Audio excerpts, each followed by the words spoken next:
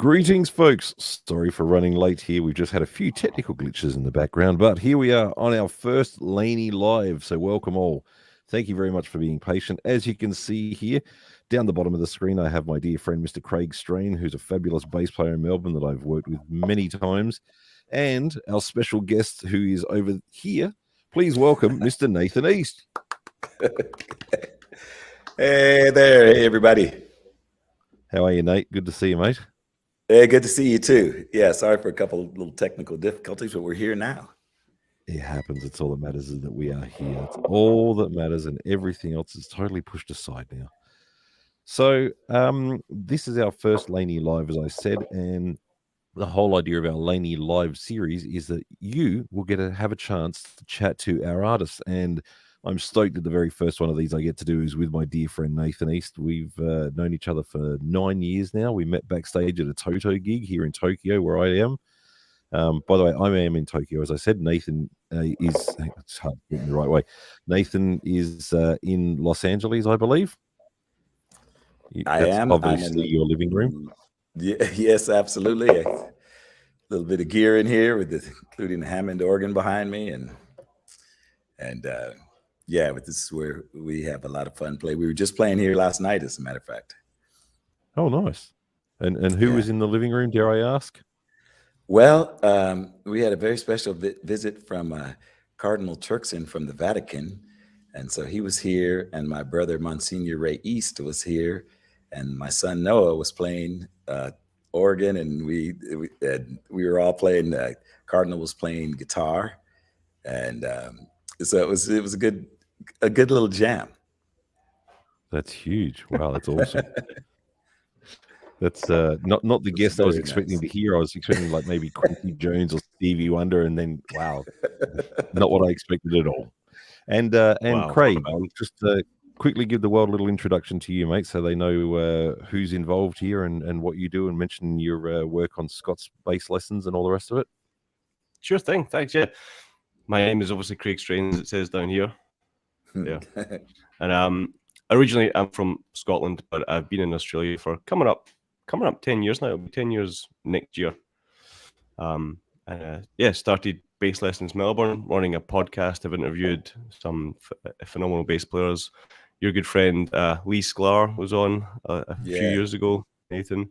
Yeah, and I've been lucky enough to be recruited with Scott over at Scott's Bass Lessons to do some coaching and mentoring with them. Then, yeah, I'm just kind of, gigging, working bass player around town, doing my thing. Fantastic. Nice. So in the comments here, let's we've got Richard Henry's already said evening all, and 75 YBA says cheers from Ontario.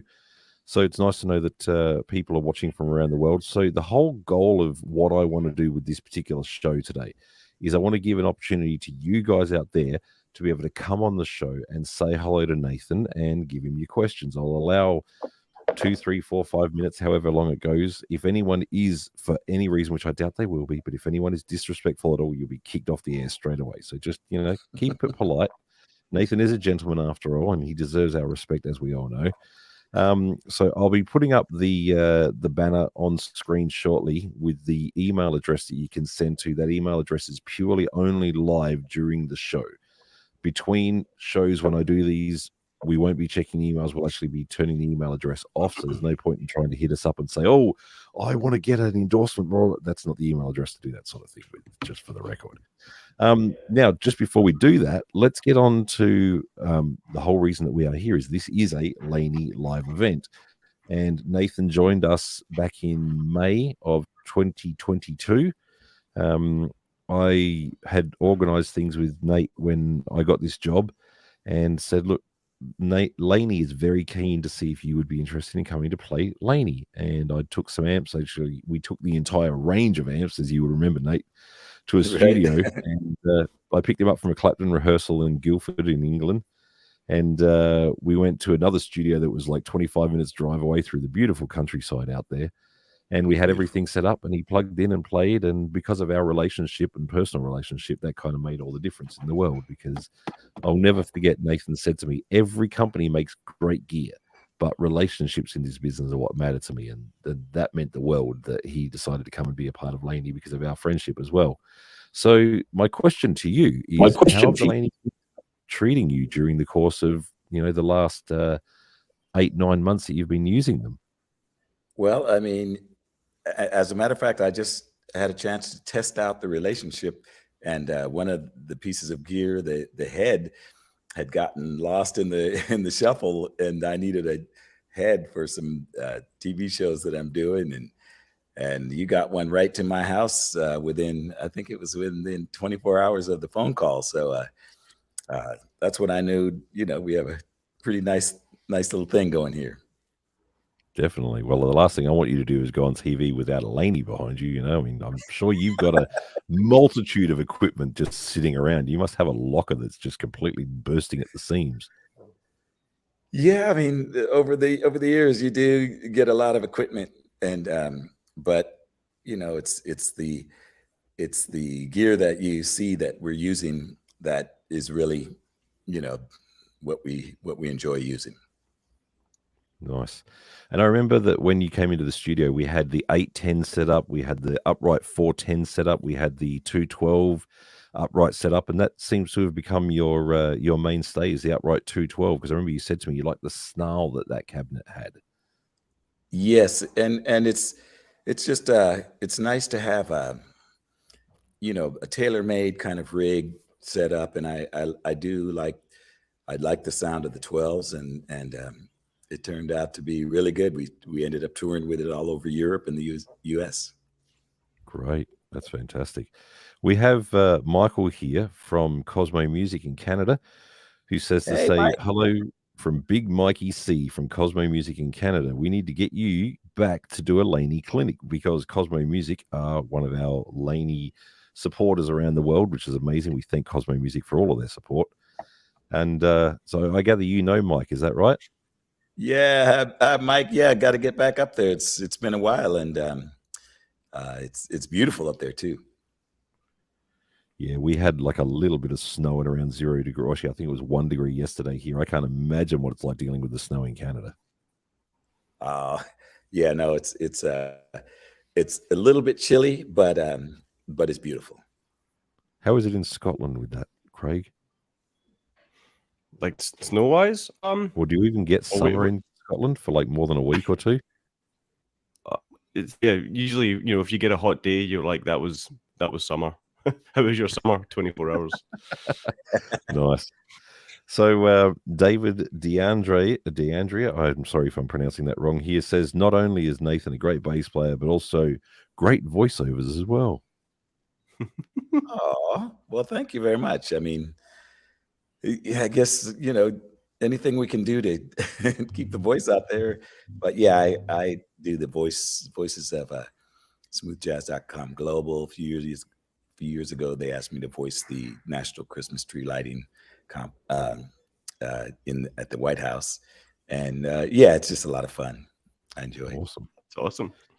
And then Pat Kelly here says, iconic, classy musician, respect. A side note, looking forward to seeing your son's work with Clapton tribute.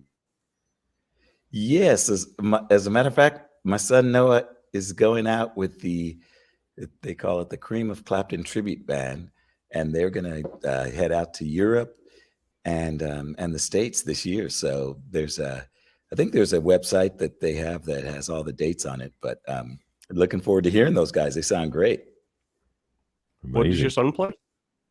And my son plays he plays the organ and the piano, so he'll be handling the keyboards for the band.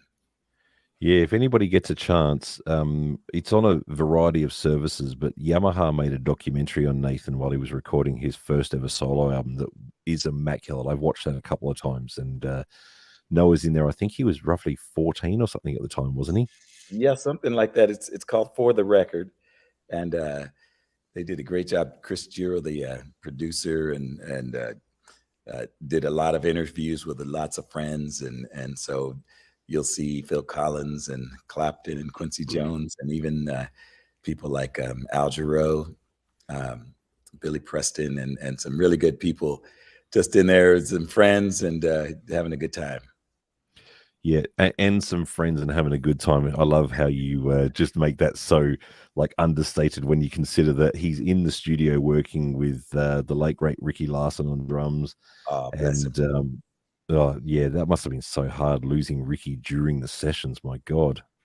Absolutely, absolutely. And It just broke my heart to pieces because he just brought so much spirit to the record. you And can see it in the interviews. It was amazing. yeah, I believe that was one of the last records that he recorded. So, And then of course you had Greg Fillinganes, your dear friend that you've worked with, I don't even know how many times. Like those videos of you with Greg. So Nathan, if you guys haven't seen this on YouTube, look it up. It's Nathan, Greg, Phil Collins, and Eric Clapton, just the four of them going out, and the dance moves alone that Nathan and Greg are doing together are just worth the price of admission. It's absolute gold. It's one of the best live fun-filled gigs I think I've ever seen in my life. It's hilarious. it's a lot of fun. We call it the Heaven Band, and we had such a great time on tour together. And again, there's Phil Collins holding down the drum chair, and Eric on guitar, Greg at the keys, and we were all singing and playing, having a great time. It was a joy. What I found really funny to watch with that video, because I mean, like the musical talent is through the roof, but what's funny about it is you can see at certain points in the show, Greg comes out the front with a keytar, and so him and Nate are at the front doing their like dance moves and everything, and like these guys are going to town. The energy that they have is just through the roof, and Eric's actually standing off on the side absolutely cacking himself laughing because he just can't believe how much fun you two are having. Yeah, no, it was loads of fun, and yeah, he used to get a big kick out of watching us, go up there. They used to call us Earth, Wind, and Eric. Earth, Wind, and Eric, I like that. Oh, that's hilarious. All right, so we also have Paul here watching from the Philippines, which is great. Welcome, Paul. Thanks for tuning in. Yes. And my dear friend Cameron Brown, who's a phenomenal guitar player. Like this guy did a Eddie Van Halen Beat It cover on Instagram, and it's almost hit 2 million views. Like it's very, very close to that, and he only put it up on January 15th. I mean, the guy is a phenomenal guitar player. Amazing. So, as he confirms here, Craig, yes, can confirm Scotland has 1 day of summer. That's pretty funny. We have a good question here. So Rice Loswin, asks, when did LANEY start bass amplification? So the answer to that actually is that Lyndon LANEY, who started the company, was a bass player himself. Well, actually, he's still alive, and so he was still a bass player. Now, we told Nathan this story when he came to the studio to try out the amplifiers for the first time. But Lyndon was actually playing in a band with a couple of friends. So again, Lyndon LANEY, he's our founder, started LANEY Amplification back in 1967. And at that time, he was playing in a band, and him, the singer, and the drummer were quite tight. The guitar player, I don't know what story it was, but he wasn't working out for whatever reason. And the three of them got invited to go from Birmingham down to London to join up with another guitar player to be able to form this band. And the singer and drummer said, look, man, you got to come with us. Like this is going to be amazing. This band's going to be great. And he said, well, look, to be honest with you, I'm building these amplifiers. They're selling. I'm getting somewhere with these amplifiers. I think I'm going to stay here and do this. So good luck with the band. And, he's still next door neighbors with the singer from the band back at that time that he played with. So there's no love lost or anything. But it turns out that the singer and the drummer that he was playing with, you remember who it is, Nathan? Yeah, I think so. They are John Bonham and Robert Plant. He would have been the bass player in Led Zeppelin had he have not decided to make LANEY. Figure. Isn't that crazy? Still an amazing story. Yeah. And to this day, he's still, as I said, next door neighbors with Robert Plant. So Geezer Butler, back in the day, because Tony Iommi has been playing LANEY since 1968, and Geezer was actually using the LANEY LA100BL as his bass amp back in the early days. So the company's been doing bass for years and years and years and years, and having people like Nathan playing our brand, I guess, helps to bring exposure to the fact that we have a great bass amp line, and that is the Digbeth range that Nathan's been using out on tour. Right. So a 500 watt 4 ohm head straight into a 4 ohm cabinet. We just do one head to one cabinet. and it works an absolute treat. I mean, you've got both the 212 and the upright 410 as well. Right. Anything on the difference between the two of them and different applications as to when you'd use what? You know, I really like the sound of the tight sound of the 410s, and with upright and both electric. It's just a very punchy sound that I love. And then, you know, filling up the room with a little more warmth, we put those 212s together, and it's a lovely sound, a very musical amplification. Nice. That's a very nice compliment. Thank you. We Actually, also have my first Go on, amp Craig. was a LANEY. Sorry, my first amp was a LANEY. Oh, really? Nice. It was a LANEY Richter RB300, I think. It was like a little tilt back combo. I think it was a 300 watt 12-inch combo. That was my first prop amp. I remember Hi, carrying that CC. to rehearsals everywhere. I'm on IG Live. I just saw my sister. So hi. She's very welcome to jump in here and say hello in a second. I'm going to start opening this up and inviting people onto the show. So we'll get to that in just a moment. We've also got tuning in from Malta here with Philip. We have from Peter here. Hi, Nathan. Greetings from Australia. Nice. G'day, mate. How you going? No worries. Love your bass playing. What major projects are you working on in 2023? Any chance of you touring Australia soon? Okay. There is a chance, and there are a couple of projects that have just come up, but I don't think I'm at liberty to discuss those at the moment. Just I'm going to make sure I can get the okay to go public with those.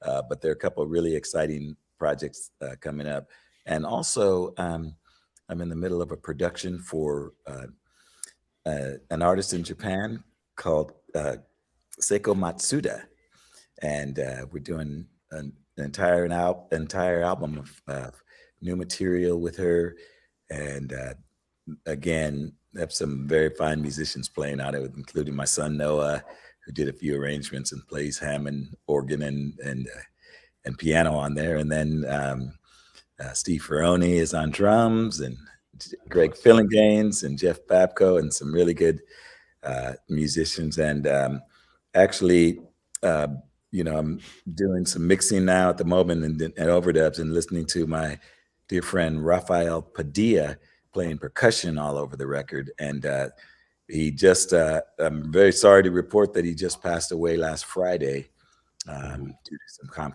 complications that he had, I think with cancer. So we're just saying rest in peace, Rafa, and thank you for blessing this record.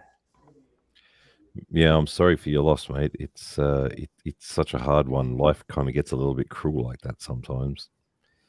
Yeah, there's no rhyme or reason, but you know, sometimes we're just here, and we have to get it done, and be very grateful for every day.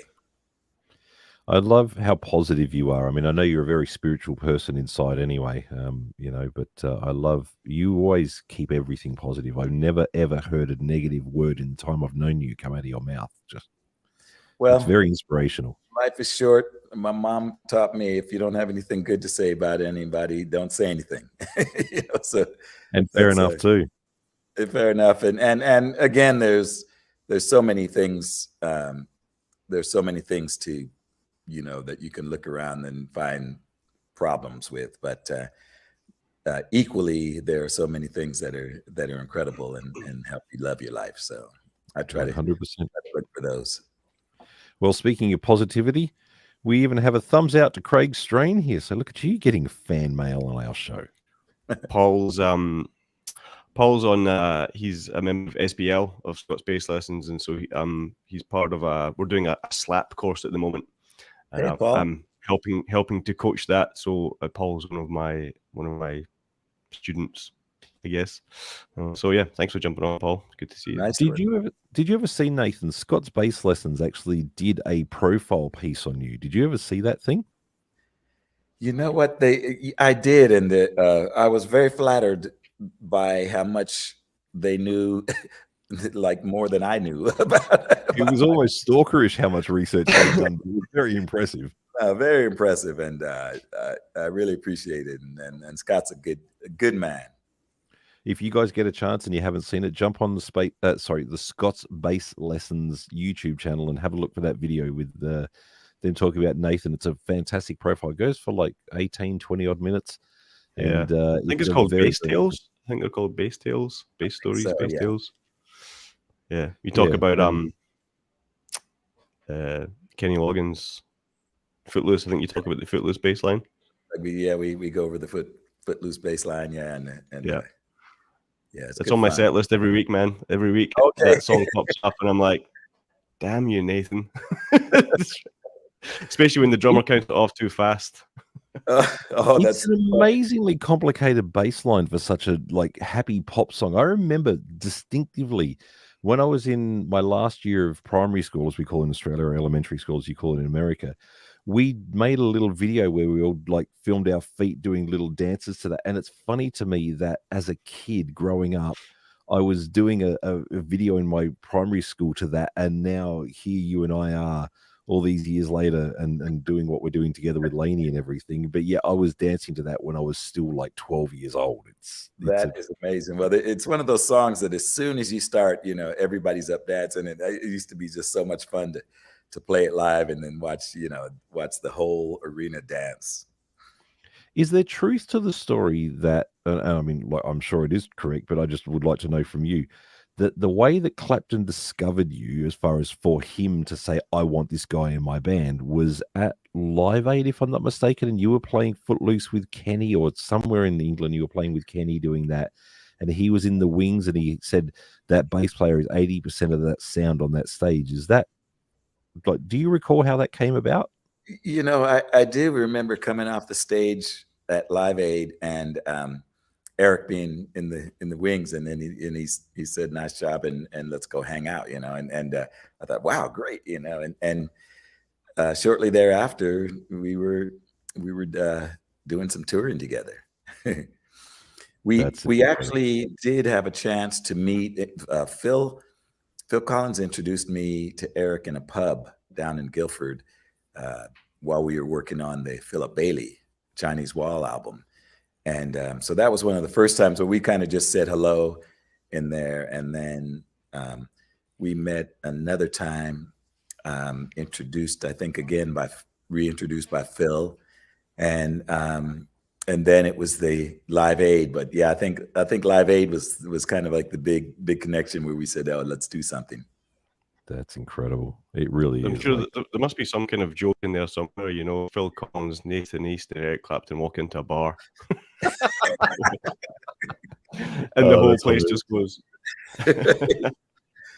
We were recording, I think the album was called August, and it was outside of, at the time it was called Ocean Way Studios, and I think it's called it's called United now, but at the time it was Ocean Way. So Lionel Richie was in one room recording, and then we were in another room recording with Phil Collins and Eric.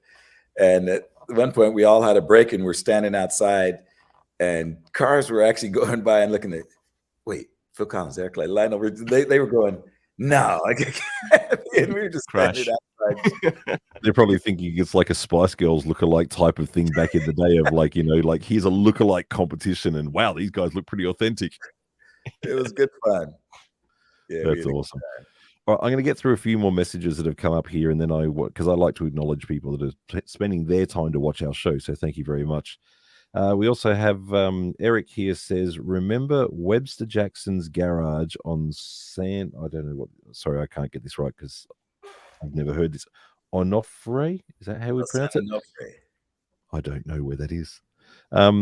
Terrace Valencia Park, young Nate East. So apparently this is like way back in the day. Do you recall this?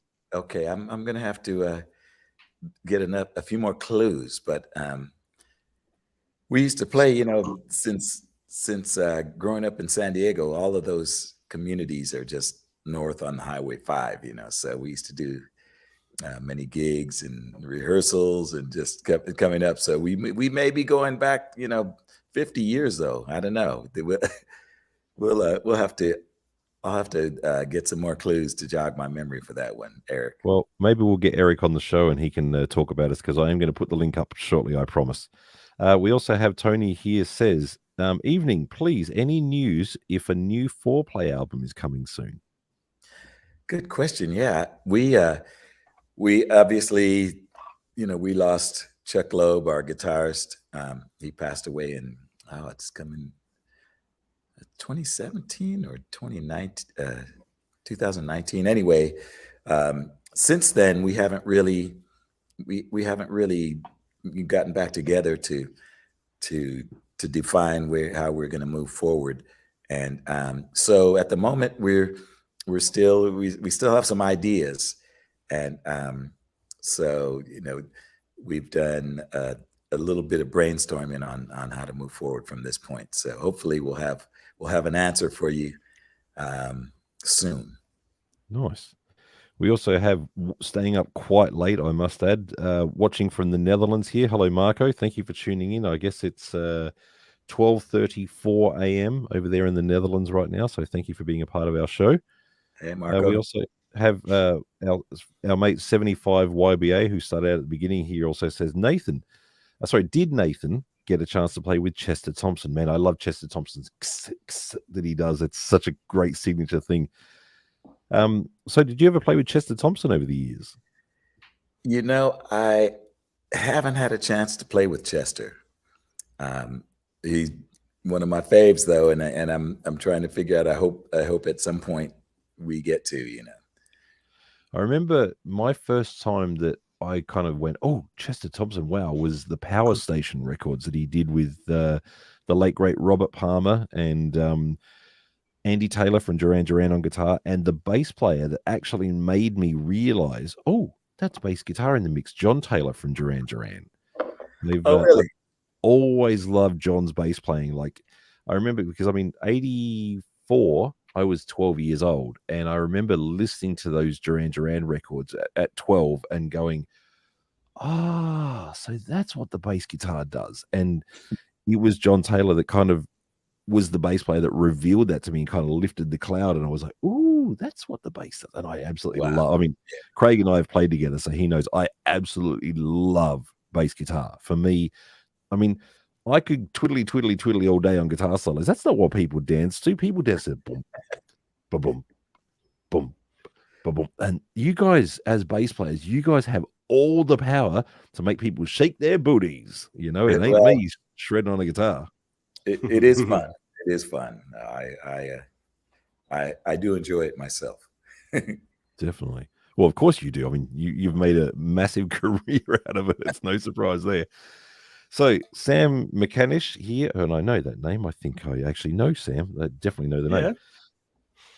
That he's a Melbourne guy, isn't he? Yeah. Sam's a good friend. Great bass player. Lovely guy. Yeah.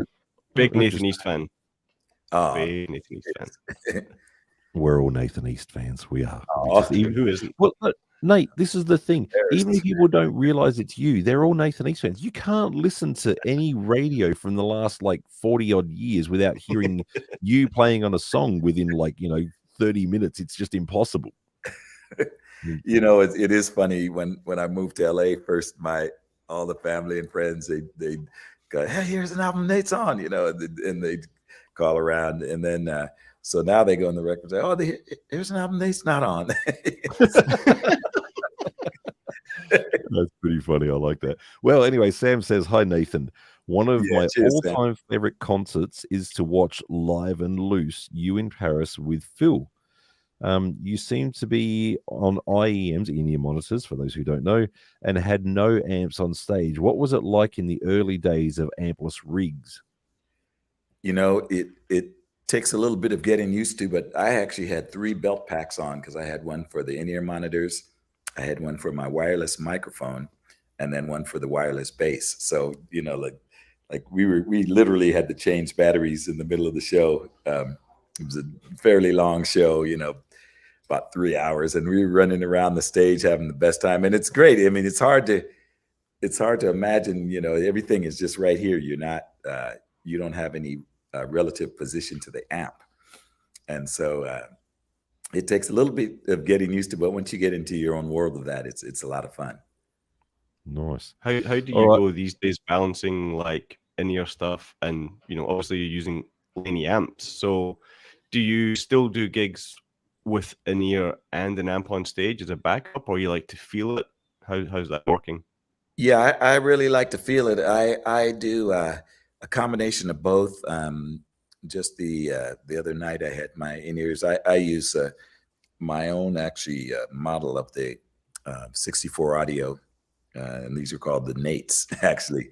And I love it because there's 9 drivers, and I really, when I put them in, I can hear the kick drum and the bass really full, you know, and it's a nice, powerful feeling. So, and then they have a little port that you can remove, you can open up, and so you can hear a little bit of ambient sound as well. That's cool. And so you can hear the band leader shouting at you. Yeah, exactly. So you hear that, and then but then the amp just adds that total bottom that you can only get from, you know. Yeah, because we're just so used to that from just playing amps for so many years. It's just to not have that on stage is strange to begin with. Yeah, it's a nice full sound. So I have the best of all worlds. I have these, you know, very high quality, high fidelity in-ears, and then I have the amp. Kind of, you can feel it as well. Yeah, cool. So I'm going to open this up now. Now, the way this is going to work is I'm going to put an email address on screen. I know I'm going to get flooded with a few too many emails, and forgive me if I don't get to you straight away, but I have to do this sort of systematically. So what's going to happen here is if you send an email through, you can see here on the screen. So to join us on air, which means you're going to get to come and be next to Craig here on the bottom row, please be patient, sitting in the green room, so to speak, waiting. I'll bring you on air once we're able to get to the next person and the next person and so on. You can email me at artist.chat@laneyamps.com, and please try and be in a quiet environment if possible, because the last thing we need is crazy street noise, or, like, forgive me if you got I've got kids of my own, but if you got a baby screaming in the background, it's going to be a little bit difficult to have good sound on the show. And we want to keep it semi-brief so we can get as many people on air as what we possibly can. But this is the special part of the show that I want to allow you guys to come and have a chat to Nathan. So bear in mind that I'm sort of putting all the comments on screen here, and I'm trying to get to the emails and all the rest of it. So forgive me if I'm a little bit behind. But that's why I've got Craig here, so he can talk to Nathan while I'm trying to do all the behind-the-scenes bits and pieces. So send me through your email, and I will send you back. Please be patient, because I don't know how many people are going to be writing through, and we'll get you on air and you can ask Nathan your questions yourself. Just keep it clean, folks. That's all I ask. So just quickly, while I'm waiting for those emails to come through, we've got a few more comments here which have been flooding through, and I haven't had a chance to get everything up on screen yet. We have, let me see, I'm just trying to get through. After Sam, here we go. We had hello, Dominic here from Philadelphia. Hi, Dominic. How are you? It's good to see you in my birthplace. Yeah, of course. Yes, of course. Now, how old were you when you left Philadelphia? I know that you grew up in San Diego. We left there. I was about 4 years old. So, but I did go back every summer and visit my relatives, aunts, uncles, cousins, and there was some great music going on back then as well. If I'm not mistaken, you're one of 7 siblings, is it? Yes. Yes. And so how many of the siblings are musical? Everybody. Everybody. That's and amazing. Actually we had, and I can't, I have to mention our oldest sister, Bernadette, who passed away, you know, early on, and she would have been we would all have had an older sister. So my mom went on to have 7 after, so 8 in total. Oh, I wasn't aware of Bernadette. I'm sorry. Yeah, no, and she was my mom's first child, and I think back in the day when they, you know, when crib deaths were a little more prominent, you know, before they really had it sorted. So we you know, we feel as though we have a guardian angel watching over us. Well, that's really sweet, man. I love your positive spins on everything. It really is inspirational. So we also have here, hey, Nathan from San Antonio, Texas, from Arthur Martinez. Right, Arthur. Yeah, I love San Antonio too. Also greetings from Colorado. Hey, Rich Cohen. Pleasure to have you here. All right. And Isto-san from Yuta Fuji. Isto-san, arigato. おはようございます。日本人、おはようございます。私が東京に住んでます。That's right. You're coming from you're live from Tokyo at the moment, right? I've been living here for 11 years almost. This April it'll be 11 years I've been here for now, which is crazy. So Craig, you must have been in Australia for longer because man, you and I were playing together back in like 2010 or so. I was here for a few years and then I went and lived in Vancouver for a couple of years. I forgot about that. You did too. Yeah, I went and lived out there and then came back to kind of stay permanently in 2014. Well, while we've got the whole Japanese motif going on, Nathan, you're going to be here in April for something pretty auspicious. You want to tell the folks what you're doing in April here in Japan? Yes, we will be performing 6 shows at the Tokyo Budokan with Eric Clapton Band. So, and the significance of now let me think. I think it's the April 21st show. Do you recall this? Maybe you're not even aware. Do you know the significance of that particular night? No, I don't think so. That particular show on April 21st, which I think is the 4th or the 5th, I forget, of these 6 shows, is going to be Eric's 100th show at Tokyo Budokan. Wow. Oh, that's incredible.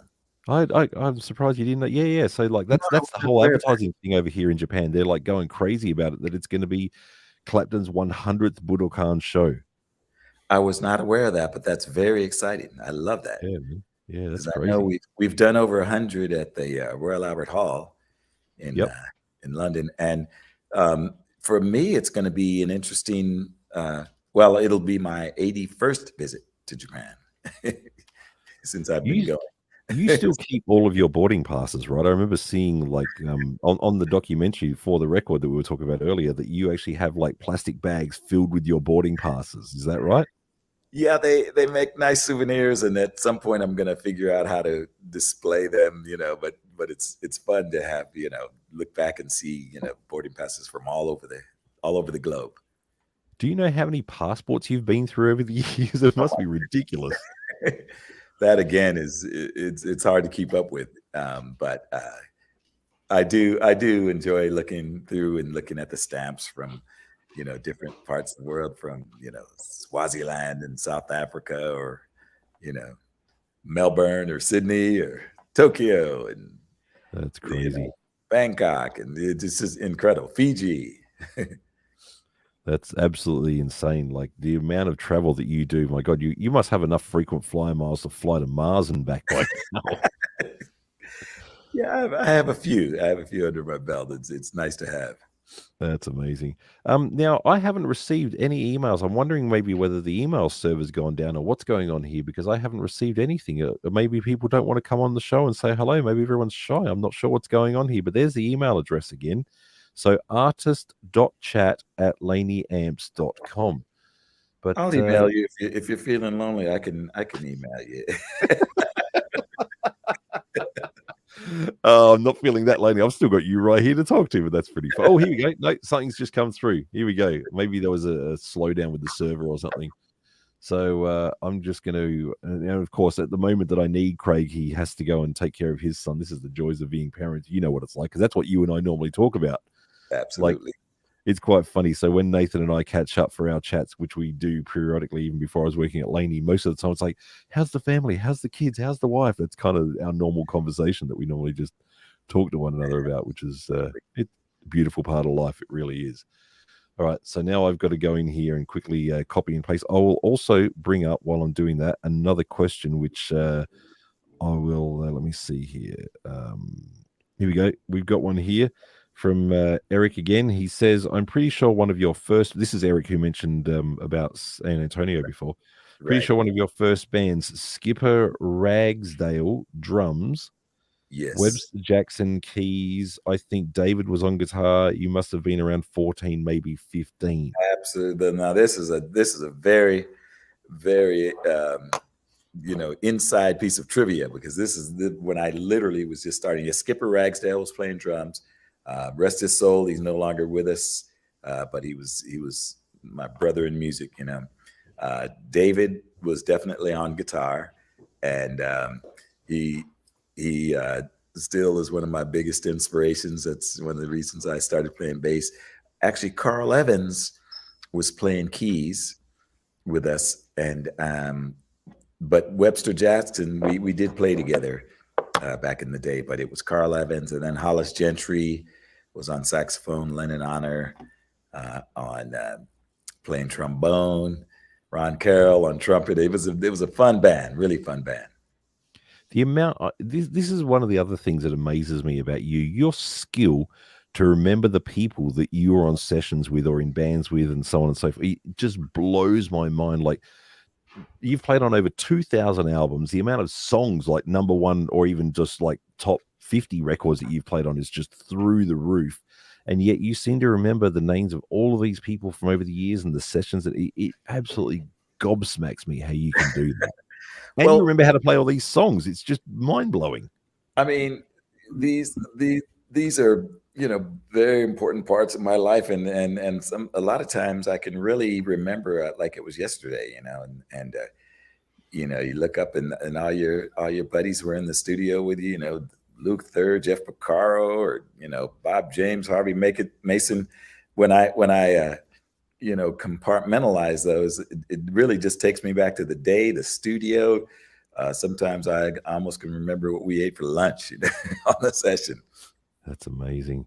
So actually, you just mentioned about like your history with the guys in Toto. I mean, having played with Lukather and David Paich and Jeff Porcaro on those old Michael Jackson records back in the day, man, I don't even know where to begin. Like, I guess when you were in that early stage of your career, because I mean, sorry, it was which Michael Jackson record was it you did first? Was it Bad? It was Bad. Okay, and Bad would have been I got called for Off the Wall, but Kenny Loggins had just called me to go on tour, and so I was out of town. And when Quincy called, I was just going, no. Wow, imagine that, getting a phone. Craig, imagine that, mate, getting a phone call from Quincy Jones and saying, "Sorry, Quince, I'm busy, mate." Oh, man. That was hard. That was it was like, oh man. And but yeah, fortunately he persevered, and I was able to join in on Bad. And you know, playing with those guys too, it was a joy. You know, we did many records together as a section. Randy Newman, the I Love LA, the album that was on, and you think about, you know, I'd walk in there and there's Paich and Lukather and Jeff and Lenny Castro, and just, it felt like a brotherhood. And I was happy to play with those guys early on because I was a big fan. And so, you know, getting to go in the studio and make music with them, it was like, okay, great, you know, be in the brotherhood. Well, I mean, like when you and I first met, it was April 2014, and you were playing with Toto at Budokan. Man, just the synergy of you guys all on stage together, it was like so seamless. It was just mind-blowing. I remember you had to step in because obviously Mike Porcaro's health wasn't too good. Actually, I can't remember if he'd already passed at that point or whether he was still not well. I can't recall now. But just seeing you playing with those guys, it was an amazing thing to be sitting in that room and watching. And I actually have seen Toto afterwards as well, and I'm trying to recall who was on bass afterwards because they came back again a couple of years later. Maybe Lee Sklar? No, it wasn't Lee. It was somebody else. And I'm sorry to whoever it was that I've just totally blanked. See, I don't have Nathan's recall like he did. Well, you remember when we were there, but you know, that was kind of a bittersweet call to get, because, you know, they rang and said, can you come jump out on tour? And the proceeds from the tour we went to use to help Mike Porcaro with his medical expenses, you know. And, you know, like I just said, where do I sign? Let's go, you know. So it was an honor to be able to be of service to the Porcaro family, you know, while Mike was battling ALS. It's very nice. How did you go about learning repertoire that fast and that complicated in such a short amount of time? I'm guessing you probably knew a bunch of it already, but you know, it's not the kind of thing you can just go, oh, it's 145, bust it. Like it's pretty specific. So have you kind of refined your repertoire learning skills over the years?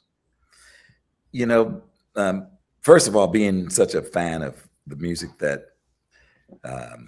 I've listened to for all these years, you know, you kind of have a lot of this music floating around in your head anyway. So it's just a matter of really honing the arrangements, in particular, you know, the most important things are like the endings. How do they end it live? You know, how do you get into the song? What are the keys that they perform the songs in at the moment? And so you know, they sent me all the songs that we would play, and that's again kind of what everybody does, just sends the set list. And probably one of the most difficult ones of those was Chick Corea, when he asked me to sub for John Patitucci on some of the Electric Band songs. And so, like, you can imagine those songs came over, and it was like, okay, let me start shedding right now. You know, so and he sent me the music, and so for about a month I just was riding around with those songs. I did the same thing with Toto songs, you know, because they have these parts that are pretty intricate, and you know, a couple of them are little chap busters, you know. So I really you know, wanted to go in there, and I like, you know, having everything committed to memory, where you can just step on stage and not have to kind of be buried in music. Yeah, man, that's I can't even begin. I mean, you know, I go and Craig's got his son making noise in the background, which is why he had to mute his mic. I know myself, like I've played in many, many, many cover bands over the years, and I've had to learn tunes over like these short periods. But like to get up in front of the size of audiences that you do, like the responsibility factor alone for many of us would be overwhelming. So hats off to you, mate. If I was wearing one, hats off. Cheers, thank you. No, I mean, and you can't try to overthink it. You know, just the job is in front of you, and the task at hand has to be taken care of. So it's good. Okay, let's go. Let's dive into this and get it right. Yeah, definitely. We also have from Arthur Martinez here. Love your work you did with Larry Basilio. Awesome talent. And Larry is also a Laney artist. So yes, Larry. And she's a wonderful musician and person. yeah, she is. Just lovely to be around, and as you know, and she's a fine player. She certainly is. We had some really, really good moments in the studio. It's interesting, like when a female guitarist has her level of skill, their touch on the instrument is so much different to the majority of guys out there. Like she's just got this this like beauty in her playing that is just sort of hard to explain to somebody who hasn't heard it before. You know what? It's a definite feel that is just very unique, and I love like, you know, the approach. It's just very, very special. Yeah, most definitely is. We also have a Spanish message coming in here saying, "¿Qué tal, Nathan? Hang on. Te saludos," I think. Anyway, look, I know what it says. I just I can't pronounce it properly because I do know a little bit of Spanish. He's just saying, "Hello there, Nathan. I'm a big fan from Mexico." Muchas gracias. Appreciate it. How's your Spanish levels being in California? You must know some Spanish, surely. You know, being in California, I actually wish I knew more, because there's so many opportunities to speak Spanish, and my brother Ray, who's actually a priest, learned Spanish fluently, and he says mass in Spanish and speaks to his parishioners in Spanish. And so yeah, I'm often envious of him, because he can carry on a conversation, I only know I have a limited vocabulary, but I'll work on that. Oh, well, yeah, like because you've got time. Right. We also have I knew Nathan from that video. That was earlier in a comment that I made, which was possibly, I'm going to take a punt at probably the either the Scott's bass lesson video that I mentioned or the Eric Clapton videos from back. Now that Clapton video that we mentioned about you with Greg Fillinganes and with Phil Collins and obviously Eric Clapton, that would have been 86, was it? That would have been 86. Yeah, that was the start of that band. Yeah, that was amazing. But again, I recommend anybody go out and watch that. It was a great show. Yeah, good fun. You should share the link for the bass lesson. So that would have been when you were mentioning earlier, Craig, if you want to drop the link into a comment somewhere. That was coming through on Facebook about the bass lessons that you were doing. I have a feeling that may be it because that was the bass lessons we were talking about. Actually, while we're talking about bass lessons, Nathan, you have a course, I believe, that you've done. Am I mistaken here? As well, I do online bass lessons through artistworks.com. And there are probably about 40 really great instructors, including Paul Gilbert and a lot of people on on different instruments. Again, artistworks.com is where we have hundreds of lessons in the curriculum, just going from beginners to how to tune the bass to advance. Nice. Well, there you go. I've just put the link on screen right now so people can see artistworks.com. I'm going to just quickly jump through to a comment that just came through because I probably should try and stay more up to date because it's hard to sort of do all this and get it all up. Just in time, love that video. My favorite version of Layla I've ever heard was that performance. So there you go. And that's, I know John's in Sydney, if I'm not mistaken. Wow. Yeah. So that is actually a very cool performance. Yeah, no, well, we've had so much fun with what a song. I mean, you have a good song when there's so many different versions, but you have the unplugged version and you have the up-tempo version, and both are favorites of mine.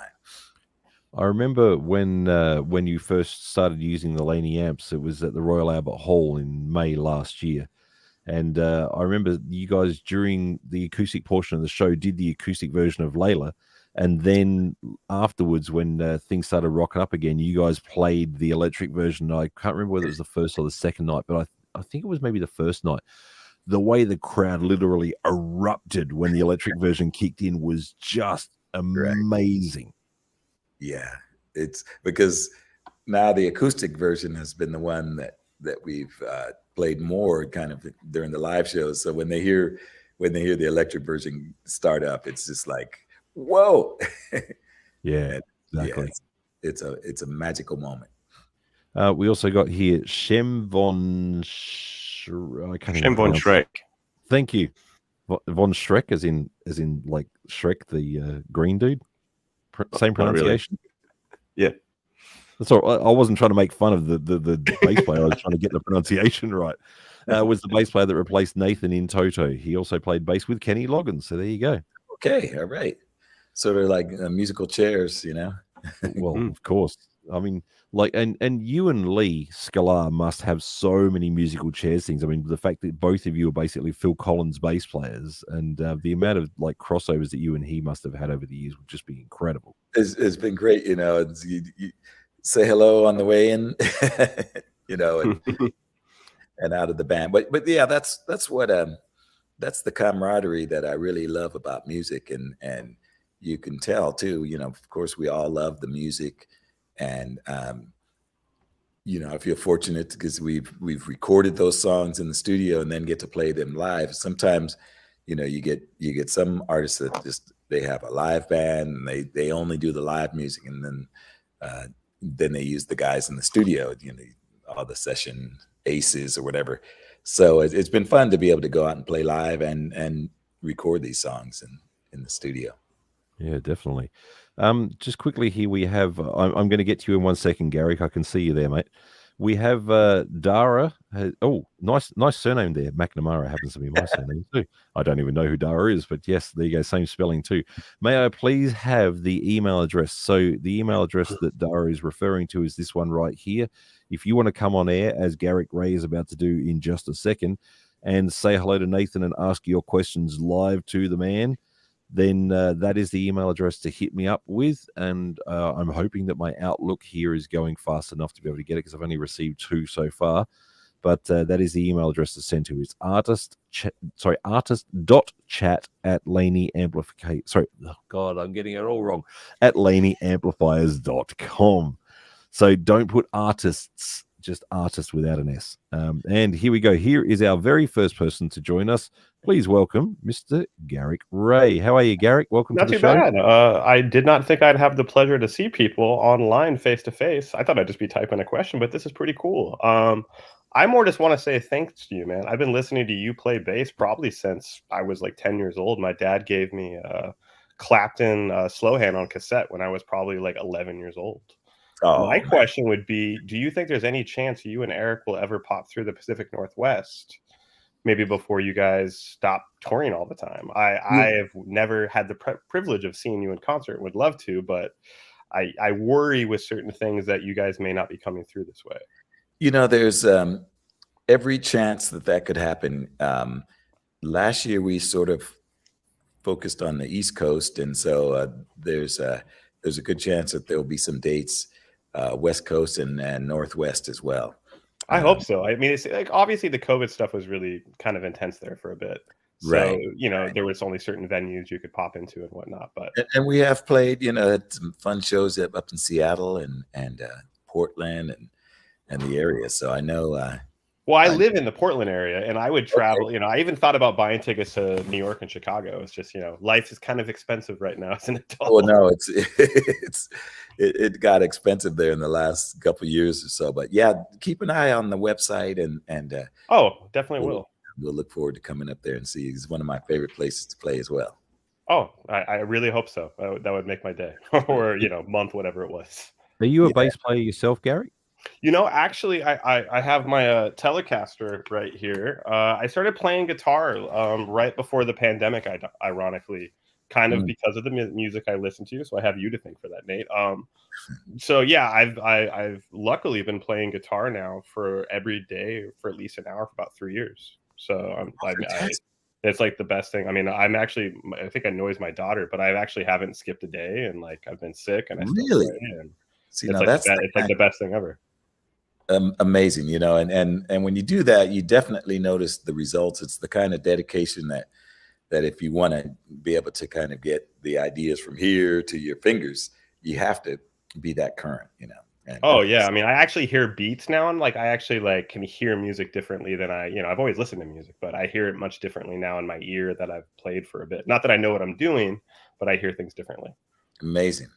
Well, keep that up, because I mean that definitely pays dividends over time. Oh yeah, no, I think I'll be playing until the family's got to put me in a casket. I think I don't think I'll ever not play. Yeah, same, absolutely. Really How old were you when you picked up the instrument for the first time? Me or yeah, like I actually, so see, if I'm 40, I think I was 38. I mean, I always wanted to. I think I was just scared to play. And I think, like, luckily my daughter and wife went to Disneyland with, like, the grandma for, like, a ladies only birthday. And I bought like a guitar, and, like, they were gone for 5 days. So, you know, I didn't want to make it awful for my family. So I've just been doing that. I was really bummed I didn't get to go to Disneyland, but now I'm kind of happy I didn't go because it worked out. Wow. Very cool. That's not that I haven't been to Disneyland. It's just it would have been cool to go that time, but I probably wouldn't be playing guitar now, and now it's the best thing ever. Wow. Well, I look forward to hearing you play one of these days. I don't know about that, but you know, we'll try. I mean, come on. I played with people on YouTube. You know, like I listen to music and play to it on the computer. So it's like, in a way, I've played with you before, Nate, just not well. Oh, that's good. Yeah, we've all played along with Nathan in one way or another over the years. He's got too many songs out there that if you've jammed on an instrument, you couldn't have not played along with him at some stage, whether you knew it or not. Now, this might sound strange, Nathan. We might have a common friend. There's someone named Greg that works at like the Eastman Studios. like long Okay. hair, kind of rocker looking guy. I don't know if you recognize him. I think he works in the studio. Oh, okay. Eastman Studios in Los Angeles, but he mentioned that he sees you occasionally. Excuse me. Yeah. You know, lots of friends. The longer you do it, the more friends you make. But yeah, I can't stress enough the importance of just, you know, getting on your instrument and putting that time in, you know. Yeah, no. The hard thing is, you know, I got to stop buying them. Right. I think I'm at 9 now in like 3 years, which the wife thinks I'm a little crazy. Yeah. I might have a guitar or two hidden where no one knows about it. Wow. Yeah, no, it's fun. It's fun collecting. Yes, collecting. Yes. Certainly is. Well, thank you very much, Garrick, for joining the show. Thank you, guys. This seriously made my day. Thank you. I was not expecting that. Pleasure. Well, that's what we want to do here on Laney Live, is give the opportunity for you guys to come on board and say hello and ask you questions yourself. So again, if anybody else watching wants to send it through, I don't know if people are sending emails and for some reason the server is getting slow or what have you, whatever's going on here, but that is the email address to come on. So again, thank you very much, Garrick, for being a part of the show. Seriously. Thank you so much. Bye. Yeah, see you later. Bye. There you go. So that's the way we do it here. So, you know, it's a nice, casual, fun way to go. I don't know, again, if people are sending through stuff here or what's going on, but I haven't received enough. So, yeah, I don't know. Just by all means, don't be shy. Can I ask Nathan a question? Please, go ahead. Nathan, if you could go back in time and give young little Nathan some advice for his musical path or career, what would you feel like you'd want to have known back then to help? Oh yeah, I mean, there's all kinds of things. One of the things that biggest sort of lessons or pieces of awareness that I came to is that, you know, it's all about, not only about just playing, but it's your relationships, it's your energy, and there's a lot that has to do with a lot more than just going up there and playing, you know.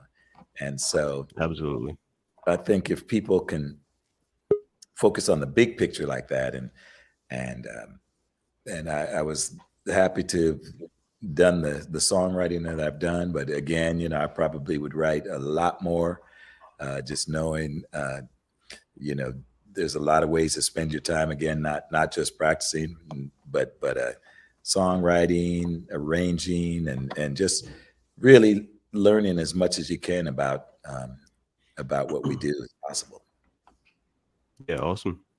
It's great. And I wish that beautiful piano behind me, my son plays circles around me, but I wish I could actually, you know, play that better. Yeah, well, I mean, when I think of you, there's like a handful of things that come to mind. It's, you know, biggest gigs in the world, killer bass playing, killer tone, but then big smile. Oh, and that goes a long way. That, you know, you're very kind. Just every time you see, every time I think about it, it's just like Nathan enjoys what he's doing, and that rubs off on the people around you. I'm sure you've experienced that, you know, to just bring in a positive. I feel like the luckiest guy in the world, because I mean, it's just to play the kind of music that I've been fortunate enough to play, and in all different genres, you know, with all different artists. It's just every time I get up there, it would be hard not to have a big smile, because it's just so much fun, you know. And when you look there and you look, there's B.B. King, you know, and you're playing with, you know, George Harrison. I mean, to me, it's still every moment, every day, I still, you know, wake up and say, this is pretty much like a miracle, you know, with all this great music that I get to play. And then, you know, but then waking up in the morning is a miracle to me. To be fair, I actually completely agree with Craig. I remember even back when you had your mustache and seeing you and just being like, this guy is pure and utter joy. Like, I mean, you know, whether it was the Easy Lover stuff that you would, I mean, and by the way, congratulations, you won a Grammy for Easy Lover. I mean, I know it was a long time ago, but like, that was your first Grammy, was it not? Well, actually, it was It went #1. I don't think that song. I don't know if that song won a Grammy, but I know we performed it or something like that. But yeah, it was you know, there's been a lot of song of the years and records of the years, and it's just an exciting time whenever that happens, you know. But yeah, Easy Lover was not it was not a Grammy nominated song. Oh, I thought for some reason you did, but you've won Grammys over the years, obviously. I've been nominated a dozen times, but and never won. I don't and never won. No, Foreplay had at least a half a dozen. My first solo album was up for best contemporary. Let's see, contemporary jazz album. And you know, to be honest, it's fun.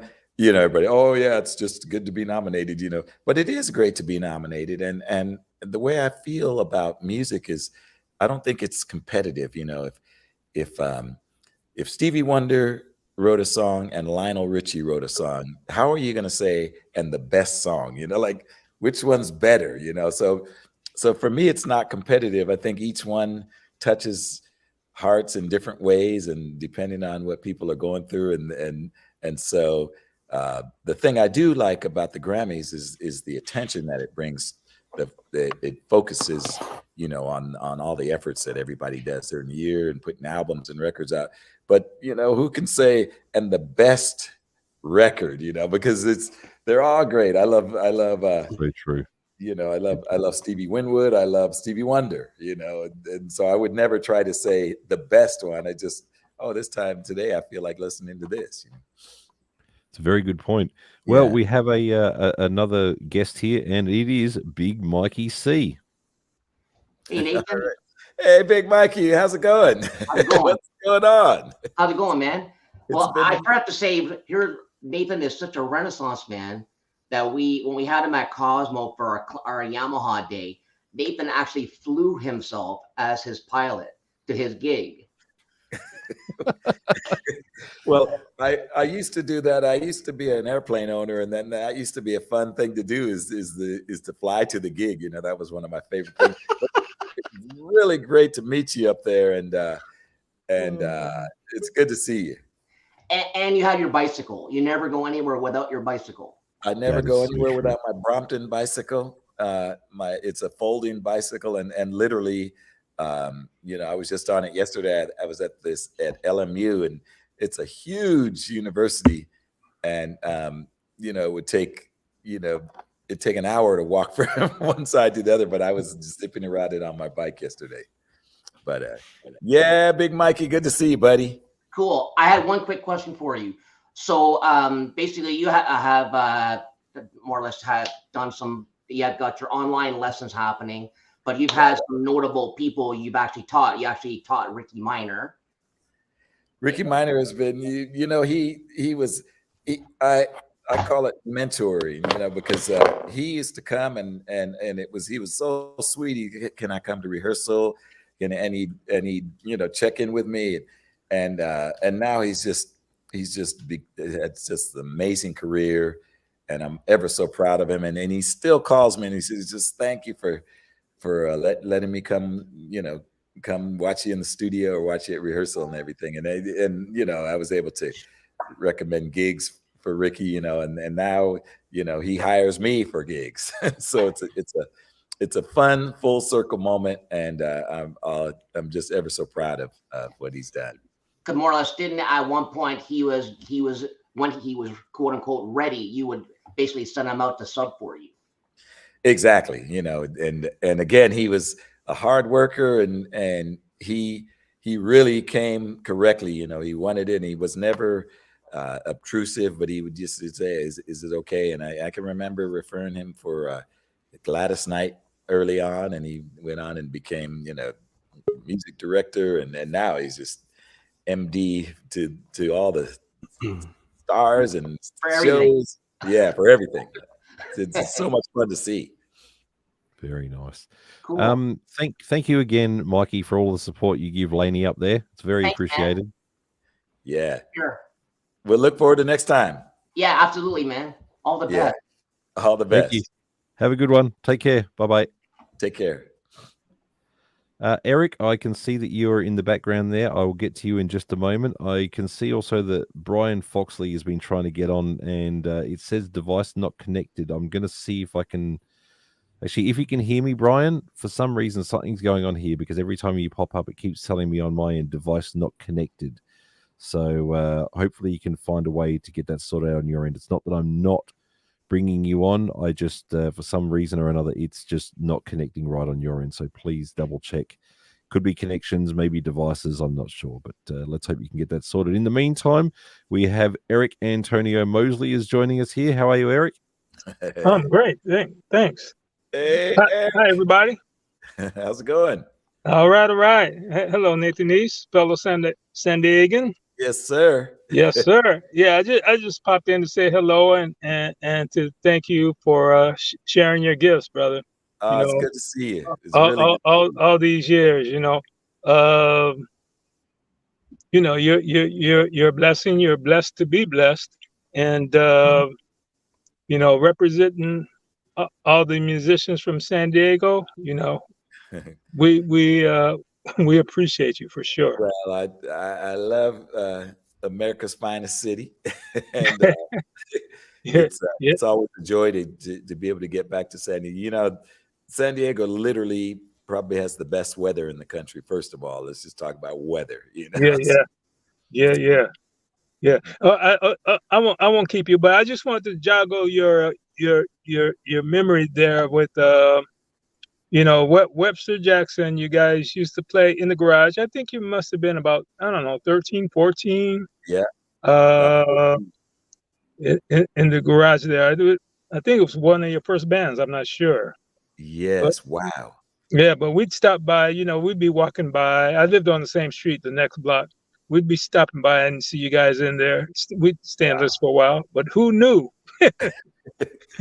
Oh my goodness, yeah. Well, it was good fun, and I look on those days as some of the most fun days because you're just getting started and just everything is just so new and fresh. Yeah. All right. So, Well, blessings, everybody. Have a great stay day. blessed. All right, Eric. All right. Thank you very much. Good. Be safe. Thank you. You too. Bye-bye. Okay. That was nice. Sweet. Bit of touching home from San Diego there. It's always fun to see your friends from back in the day and see them still here doing well. Have you actually got? I don't want to put too much pressure on this, but do you actually have a bass plugged in and ready to make any noise at all with your amplifier there in the background, or that's not going to happen today? You know what? I think it would take about 10 seconds to get that going. Yeah, I'd love to if you wouldn't mind. I'd love to pick your brain on a couple of things. Craig looks very excited about this idea. Yes. Shall be fun. So cool. So there's Laney's doing pretty good down in Australia. Is that right, Jason? Yeah, definitely. We have AMS as our distributor down there, and our international sales manager, Ian Wright, is actually from Adelaide, my hometown. Me and Ian have been friends for, God, I think roughly 33 odd years. It's been a long time. And cool. So, yeah, he's actually on the ground there because he's in Adelaide, our hometown. So Chris Becker out doing some big shows with his Laney rig. Yep, correct. So Chris Becker, he plays with John Stevens. He's a Laney artist, and Tim Henwood, guitar player, is also a Laney artist. He's with Rogue Traders and also plays with John Stevens, and he's a great guitar player. I've known Tim for quite a while. He's a good dude too. Yeah. So yeah, we definitely have some Laney representation, and also Kingswood are out on tour right now, all playing Laney. So they've got the Digbeth bass rig. Alex is playing the Lionheart 20-watt head and cabinet, and Fergs, the singer, is playing on the Cub Super head and cabinet as well. So 3 distinctively different tones, but yeah, they're all out there playing Laney as well with Kingswood. So if you haven't heard of them, check out Kingswood Band. They are out and about doing their thing. For those of you who aren't from Australia, don't know this, but a Kingswood is actually a classic Australian guitar.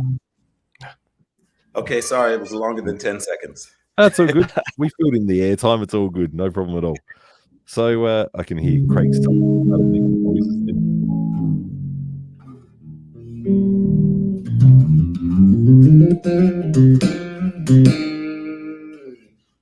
Even though over the microphone, that Laney amplifier sounds great. Yeah, exactly. It's direct. You can imagine if we were going direct, but I'm just actually on my laptop here. So, yeah, but nice. I do.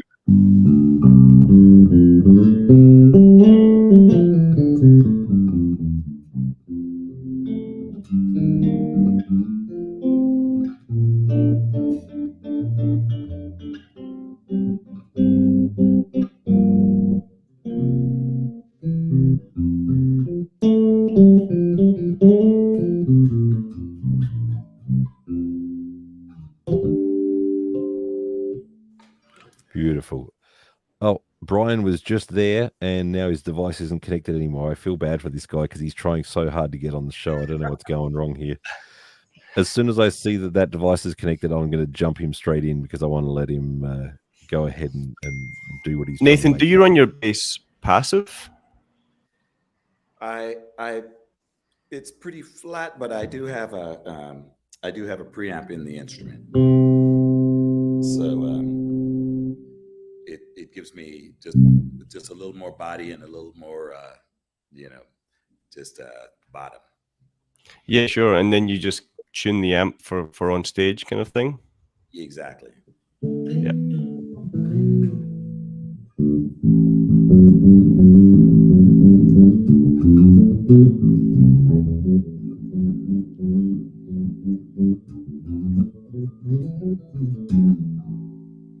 Yeah, just like that. That's the run. That's exactly how I play it. That's how it goes.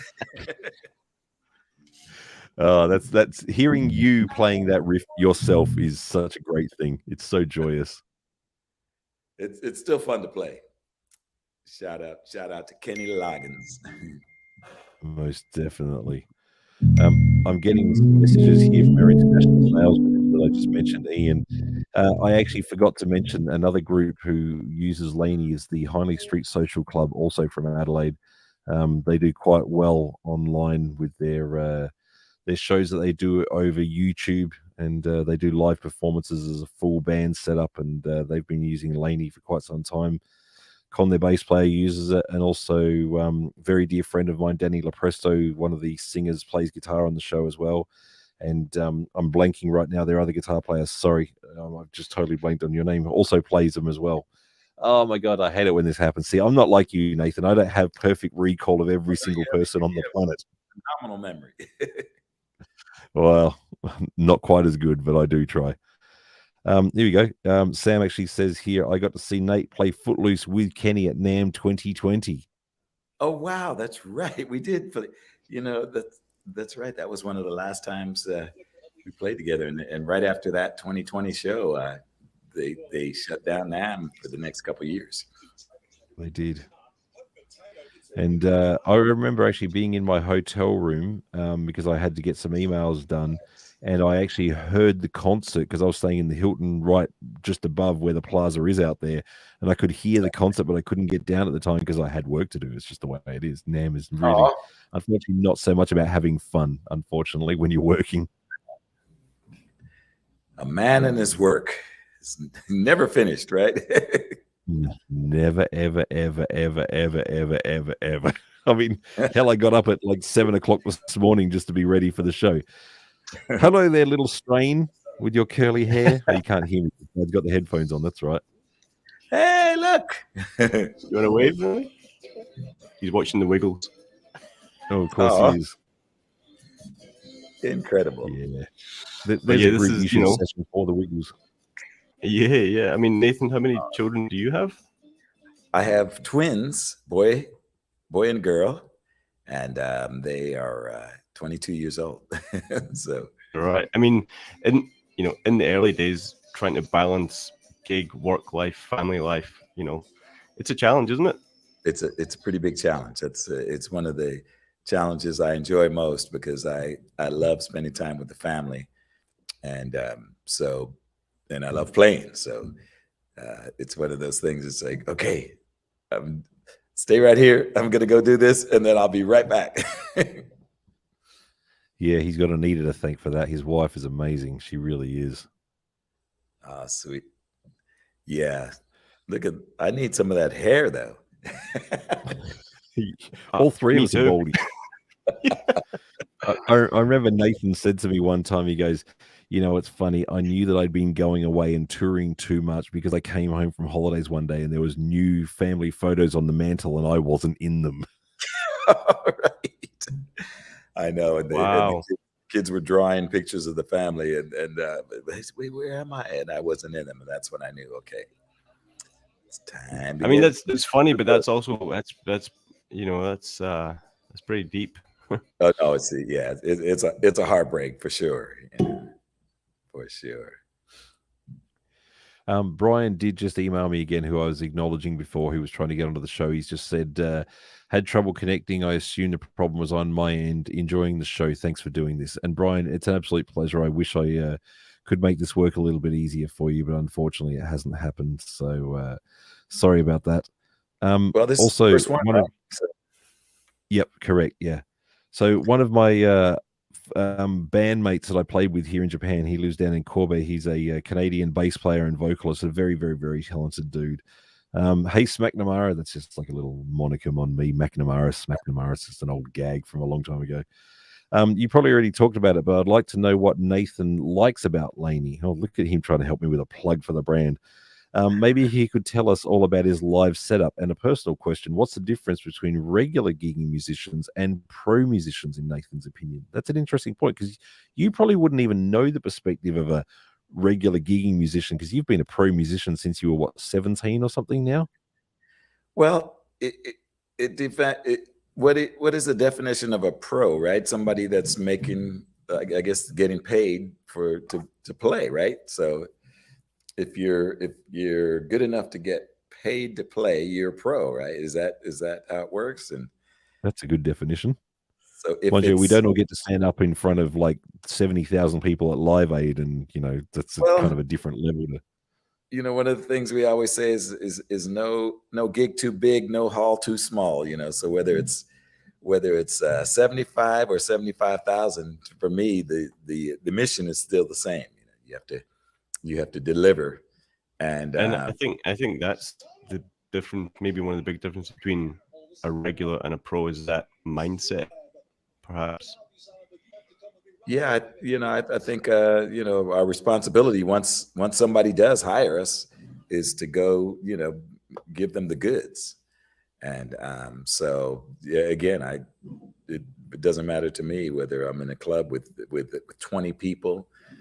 It's still I approach it the same as I would with a 250,000 people. See, now that is, you just went from 20 people to 250,000 people. Like, that is just staggeringly mind-blowing. I think the largest audience I've ever played in front of would have been back in Dubai in '98. I was doing a 6-night-a-week residency at the old Hard Rock Cafe that they had there. And we played on the HMAS, or I forget the acronym for the correct one for the American version, but on the the USS Abraham Lincoln. We actually played at the military base in Dubai with the ship as the background. We weren't physically on the ship, but the ship was in the background. It was almost the Cher Turn Back Time video in that sense. But we had the entire crew of the ship in front of us. And I mean, there was like, I don't even know how many thousands. I've probably played slightly bigger before, but I reckon that's probably one of the biggest arenas. But 250,000 people, man, I can't even imagine how great that would feel. It's pretty impressive to look out and see, almost as far as it. And the biggest audience I think I ever played for was 2 million. That was Obama's inauguration, right? Yes, it was. Standing on the steps of the Lincoln Memorial, and for the least 3 miles, shoulder to shoulder people, and as far as you could see left and right,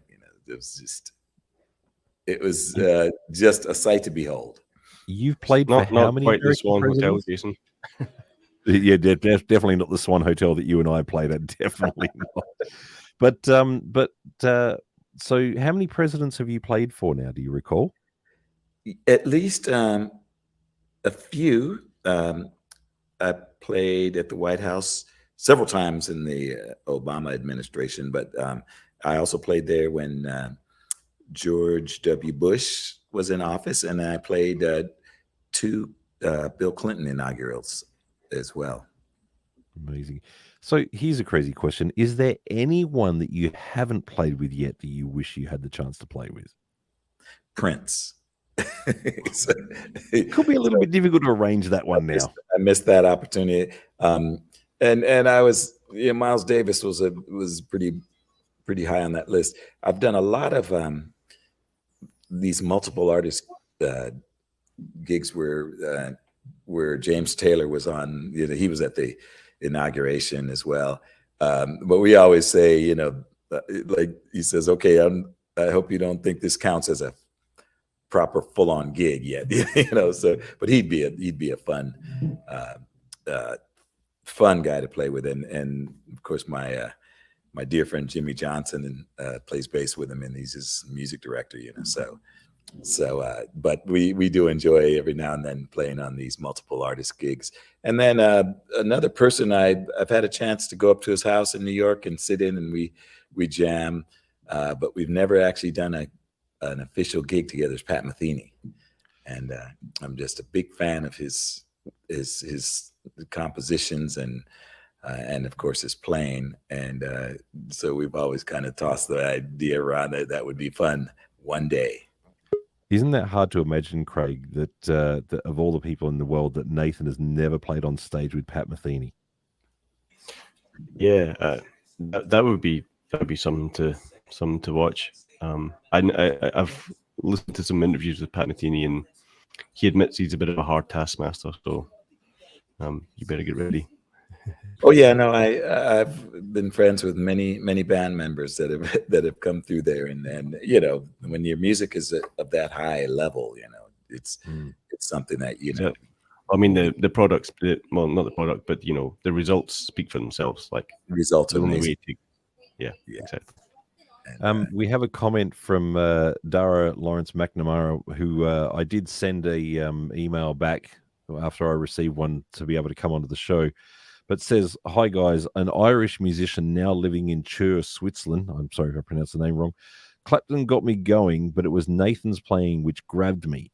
I had the pleasure of seeing him live in Hamburg with Foreplay a few years ago. I actually got to see Foreplay in Tokyo as well at the Blue Note. That was wonderful. Thanks again for those tickets, Nate. That was very kind. Oh, cheers. I lived and played in Hamburg for 22 years, 4,000 gigs. Wow, that's a lot of shows.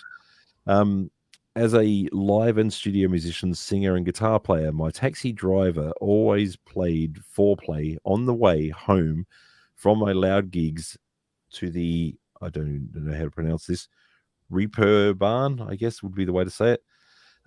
It was always a perfect calm down after the madness. I played for years with Tony." Fantastic. Well, That's pretty cool. there you have Well, it. Very cool. Dara, if you can get with the link that I emailed you back, please check your emails. It may be in the junk folder. I doubt it because you mailed me first, but have a look and we'll get you on. Speaking of getting people on the show, we have here somebody who is a fantastic YouTuber who has, I think he's got around 36,000 odd followers, maybe a little bit more than that now on his YouTube channel. Please welcome Mr. Alan Brown, aka Bully That Kid. How are you, mate? What's going on, man? How you doing? Can you hear me? I can hear you perfectly loud and clear. Awesome, So, awesome. Bully Mike is his nickname, and he's a good dude, a great bass player, a great advocate for bass gear. I mean, look at that collection of basses behind him there. It's pretty nice. And he's got his Digbeth rig in the corner there. Wow. Yeah. Very impressive. How you doing? I'm doing good. What's going on, Nathan? How you doing? God, yeah, great. It's good I to be appreciate here. you. Appreciate you having me on. Wow. As I seen that you were going to be doing this with Jason, I actually had this question. And hello, Craig. How you doing? I don't want to just act like you're not here. You're here. You're the guy. No. All right. Do it. Make the most of it, man. What do you do to get into the headspace to create things like In Between the Sheets and Get Lucky? Wow. Good question. That's my question for you, and I'll shut up and falter. No, that's a good question. Well, first of all, Between the Sheet, you know, when we would do our foreplay albums, you know, we'd always have somebody, maybe special guest on one song, one cover, you know. So it was, you know, we've had various people. El DeBarge sang After the Dance, and so I was actually riding around Osaka with a friend of mine, and Between the Sheets came on the radio by the Isleys, and it just hit me. I said, this would be a perfect song for foreplay.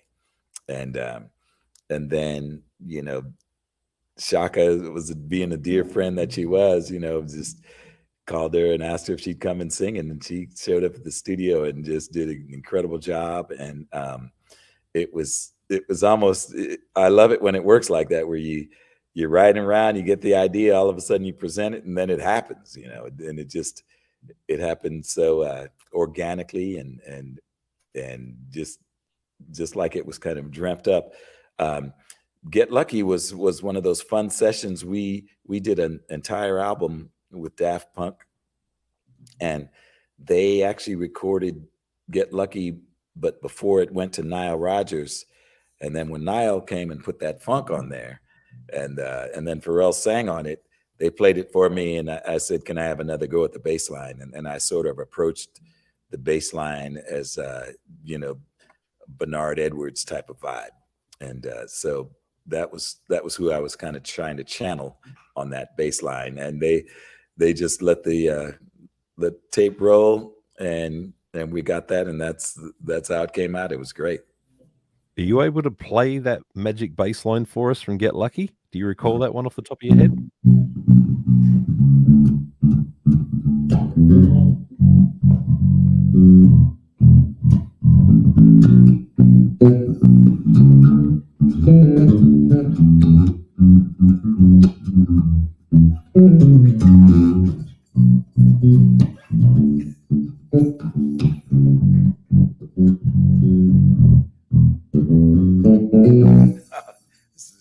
It's too much fun. Man, to hear that coming from your hands, I mean, you can see it on Alan's face right there. Or Bully, I'll just put him as his screen name.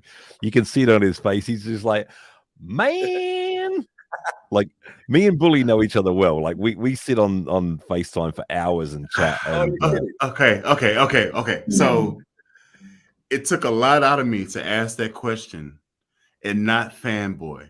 You know, you get what I'm saying? Like, I actively had to repress a lot of my so that I could ask. Let it out, dude. I love it. Let it out.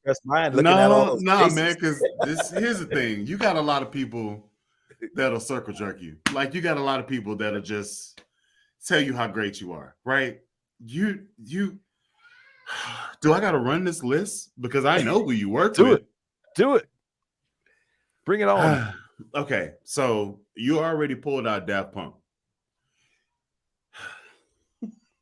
I'm not gonna do this. I'm not gonna do this. Bully. I'm not gonna do this. Bring it on. No, Bring it on. No. That's not my place. I'm just gonna Here's shut what up. I'll say is, if you've been doing it long enough, you're gonna get around to a lot of people, you know. And you know, I was 16 years old playing with Barry White, you know, and the Love and the Unlimited Orchestra, you know.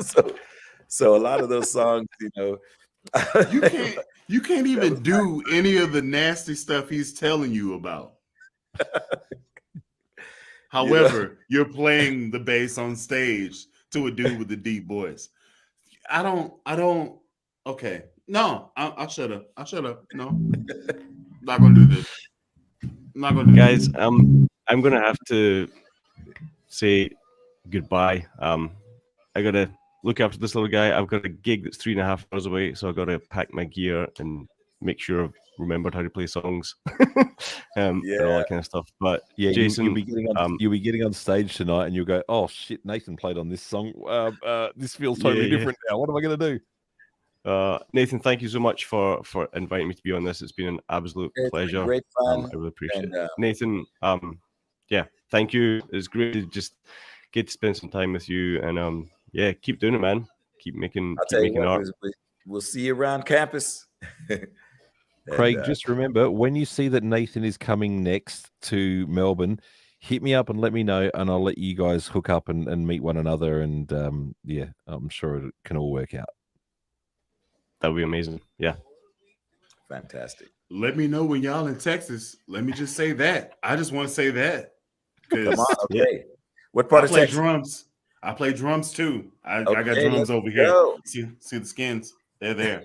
Wow. I get down. What part of Texas? I'm in Houston right now. Okay, all right. My sister Yolanda Adams is in Houston, right? Oh, there you go. I think, yeah. You've muted your mic, Bully. Did you play for Yolanda Adams? Absolutely. She sang on my album. So, Bully, now that Craig's gone, you are officially my co-host now. So you're sticking around for the remainder of however long we do this. So you're in, boy. You got the job. I'm with it. Let's go. There you go. Awesome. All right. Great.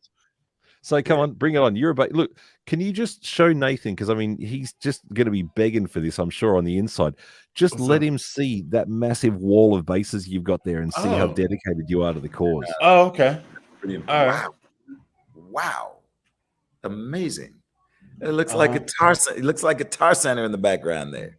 Okay. So as far as me doing gigs and stuff, like my main situation, if my kid would chill out there, my main situation is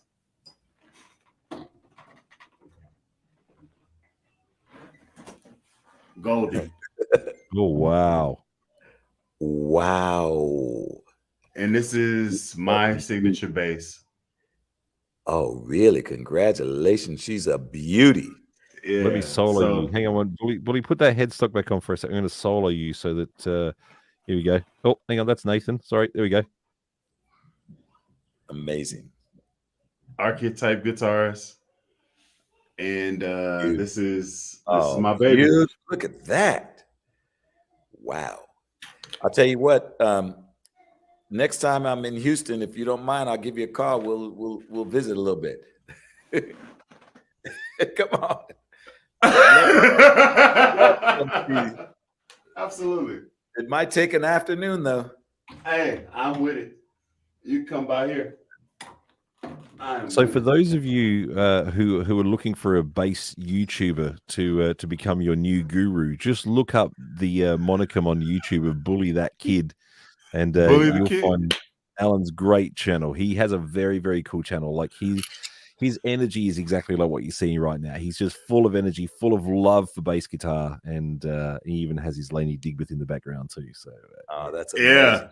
Oh yeah. Well, that's recent. That is recent. I haven't even done a whole encompassing situation with that. I got to figure out how I want to make that the main stage video.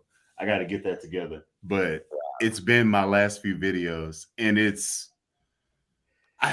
I want to gig with it, but I also don't want to move it from my studio because you know what I'm saying? Like, you know what happens on gigs. Like, you know what happens on gigs. You know, no, your gear gets trashed. yeah, you get me? So, like, if I take it on a gig, I have to accept that a drink is going to be put on top of my Digbeth 500H. And I don't want any of that. I just paused for promo. I feel you. I'll tell you what, Jason, you have his number, right? You of course I do. Okay, great. Yep, I'll definitely put you guys in touch with one another. It'd be my pleasure. Oh man, don't do that to me. I still have to go to sleep tonight. Don't do that. Don't I look forward to the video of you two together with your Digbeth rigs and your basses and sitting there having a jam with one another. Let me ask you this. Are y'all going to NAMM?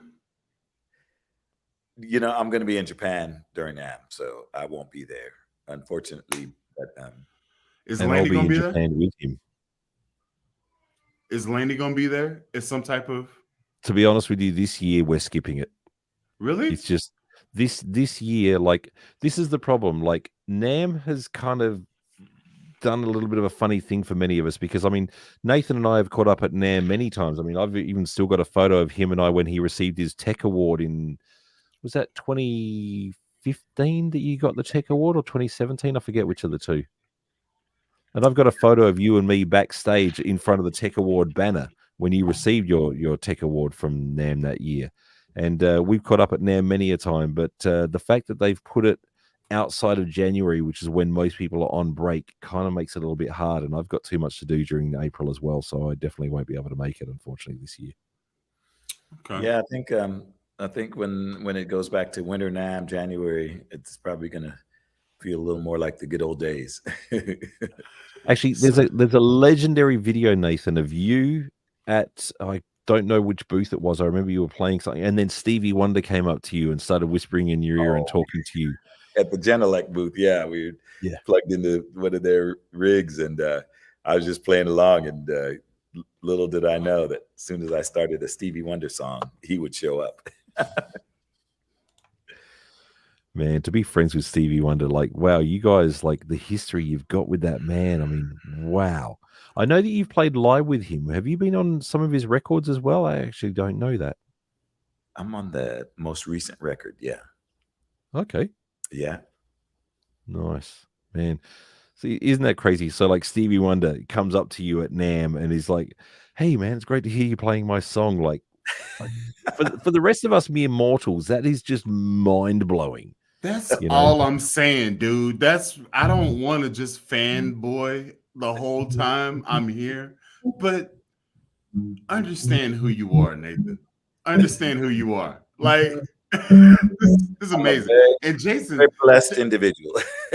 Jason's just like, hey, bro, real quick, do you want bacon on your grilled cheese, or do you want just regular grilled cheese? He'll get bacon. Hey, let me get a Diet Coke. And then no, you don't know what that dude has. You know how much time I've spent cleaning my house to his music. My mom will wake me up at 7:30 in the morning. I'd be dead asleep. She just cranked the stereo, and I know I gotta bleach something. We've done plenty of bleach cleanings. So when I say that, I'm like, it's because it comes from a real spot. Well, bless you. I can't wait to come over and see all of your babies over there. Hey, man. Hey, listen here. Be nice to them. Don't be slapping them like you be doing on the records. You gotta talk to them first. Take them to a dinner. You don't just come out here slapping. No, nope. You gotta talk to them nice. Gives me love. You kill me, Bully. You kill me. Hey, while we're talking about the Stevie Wonder thing just a second ago and all these great things that you do, Nathan, one thing, when you did your own cover of Sir Duke and you decided to play the melody on it, when you do the dun, the whole instrumental section, you modulated that like 4 or like 12,000, I forget how many times, in the middle of playing that riff. Can you go over for us, like for those in the audience who haven't actually heard your version, which, by the way, Nathan's solo albums, he's got 2 of them, to die for. The musician list on there, I mean, Michael McDonald singing Moondance. I mean, you've never, ever been as titillated and afraid at the same time as hearing Michael McDonald singing Moondance. It's just amazing. Right. So with what you did with Sir Duke, can you go over what the original key was and then each key that you changed to in the middle of the riff, please, and actually tell us as you're going? Well, first of all, there's no rhyme or reason. It's just when you do a Stevie Wonder song, you can't reinvent the wheel, but then you got to do something that makes it uniquely different, you know? So it was just. And then I thought, okay, how about another key? Was that F sharp then? What key was that? Was that F sharp for the first one? Is actually the key of B. A key of B, yeah. Sorry. Okay, yep. And this is you, but this is a high C on this 5 string, so that threw you. I think Thought you Sure. were looking. No, I saw the second fret, but I missed which string it was, so that's my bad. But then, you know, so the second half of the lick could be, and then the third lick. And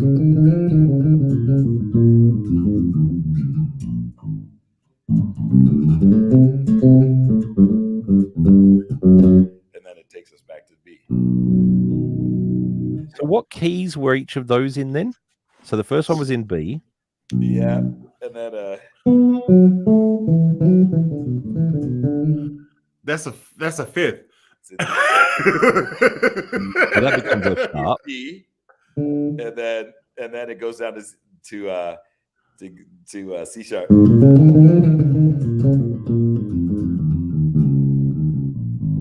then it goes down to the key of C. And you know, the funny thing is I've never really analyzed that, but it goes from B to D and then just walks back down chromatically to B. So Amazing. It's funny how that works. I'm not drunk enough for this.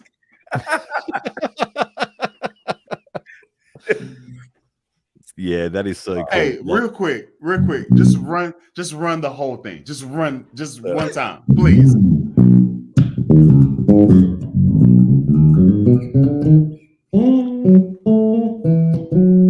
As a fifth. Oh, as a seventh. Hit it again. Oh, yeah.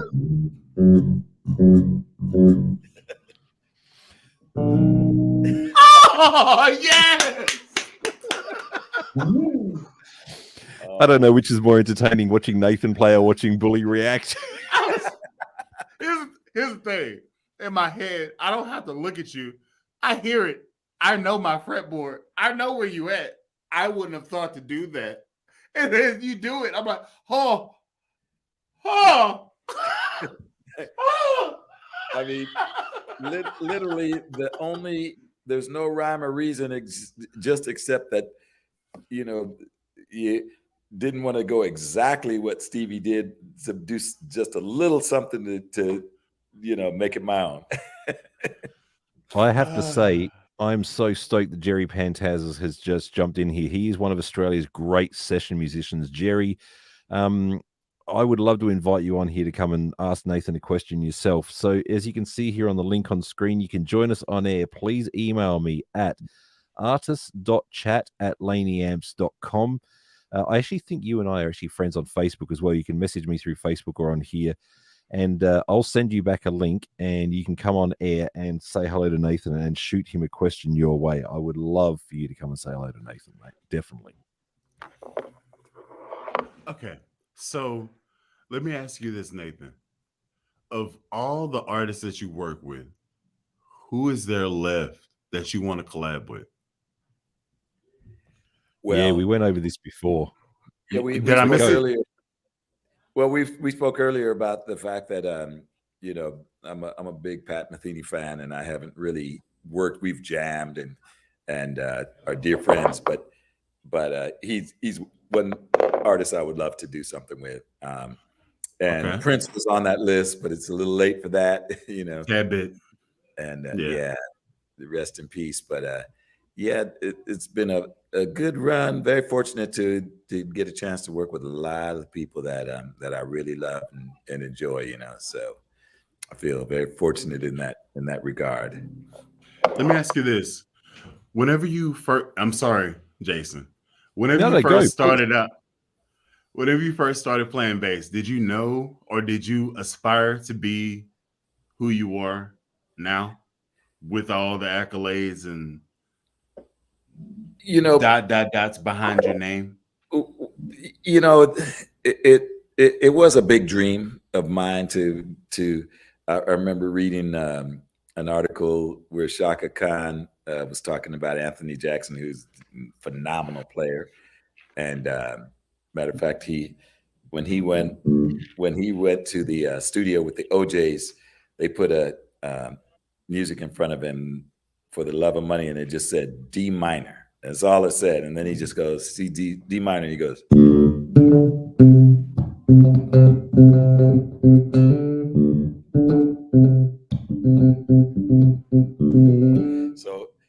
that was like when he saw Okay. he wrote that line. Now they had to give him a part of the tune. Okay. Okay. Now that would make sense, except for the chromatic walk down that happens right after what you just did. Right. And then you go bum bum bum bum. Oh, and then you go right back into it. Yeah, it's genius. You know, it's one of the and early on I remember Shaka, you know, she said Anthony Jackson's my favorite bass player, and I just thought, man, I want to be everybody's favorite bass player. You know, I was you are now. You've done that in spades. Wow, to have somebody say that about you, you know, and it's like every day I say I thank the Lord. I'm living the dream, you know. Every day I wake up and just say thank you. So I've never got to meet you in person. You're only the ghost of who I would like to be, right? Like you're the ancestors speaking to me, but you're still alive. You're the ancestors speaking. I'm like, I gotta Andrew Goucher, Victor Wooten, I gotta Marcus Miller, I gotta this is what I gotta you play for the Isley Brothers. Oh my God. I gotta not only that, I have when I had my studio in my house, you know, I had a full API console, Westlake monitors, and so I used to have this door that everybody would sign, and I say, and the other day I was looking at Maurice White is on there, you know, Ramsey Lewis, you know, Isley Brothers, Lionel Richie. It's like so many great people on. You can't get rid of that door. Like you can't get rid of that. You can't get rid of. I would make them sign a door because I could take the door and just take the door and move it to a different house. Exactly. And don't let me get famous because I'm yeah. I'll take a door and flip it upside down. We ran out of spots and I don't want to make you put your knees on the ground. I'll just take the door, flip it upside down. Right. Well, actually it was two doors, you know, because the one got filled up, but you know, I look now and there's, you know, Shaka Khan's on there and Anita Baker and all my peeps. Let me ask you this. I don't know what you're into. Everybody has a vice. What is your most memorable time outside of the music? Spending with that's a good question. That's a really good question, but there are a few because, you know, I'm a private pilot, so I like flying airplanes. And then I'm a drone pilot, so I love flying drones. But the most memorable moment was when I married my wife. Time out. Let's go back. Let's go back. Listen, I understand that you have a position to keep, and that's fine. You told me that flying planes and flying drones are the most memorable things you have outside of the artists that you work with.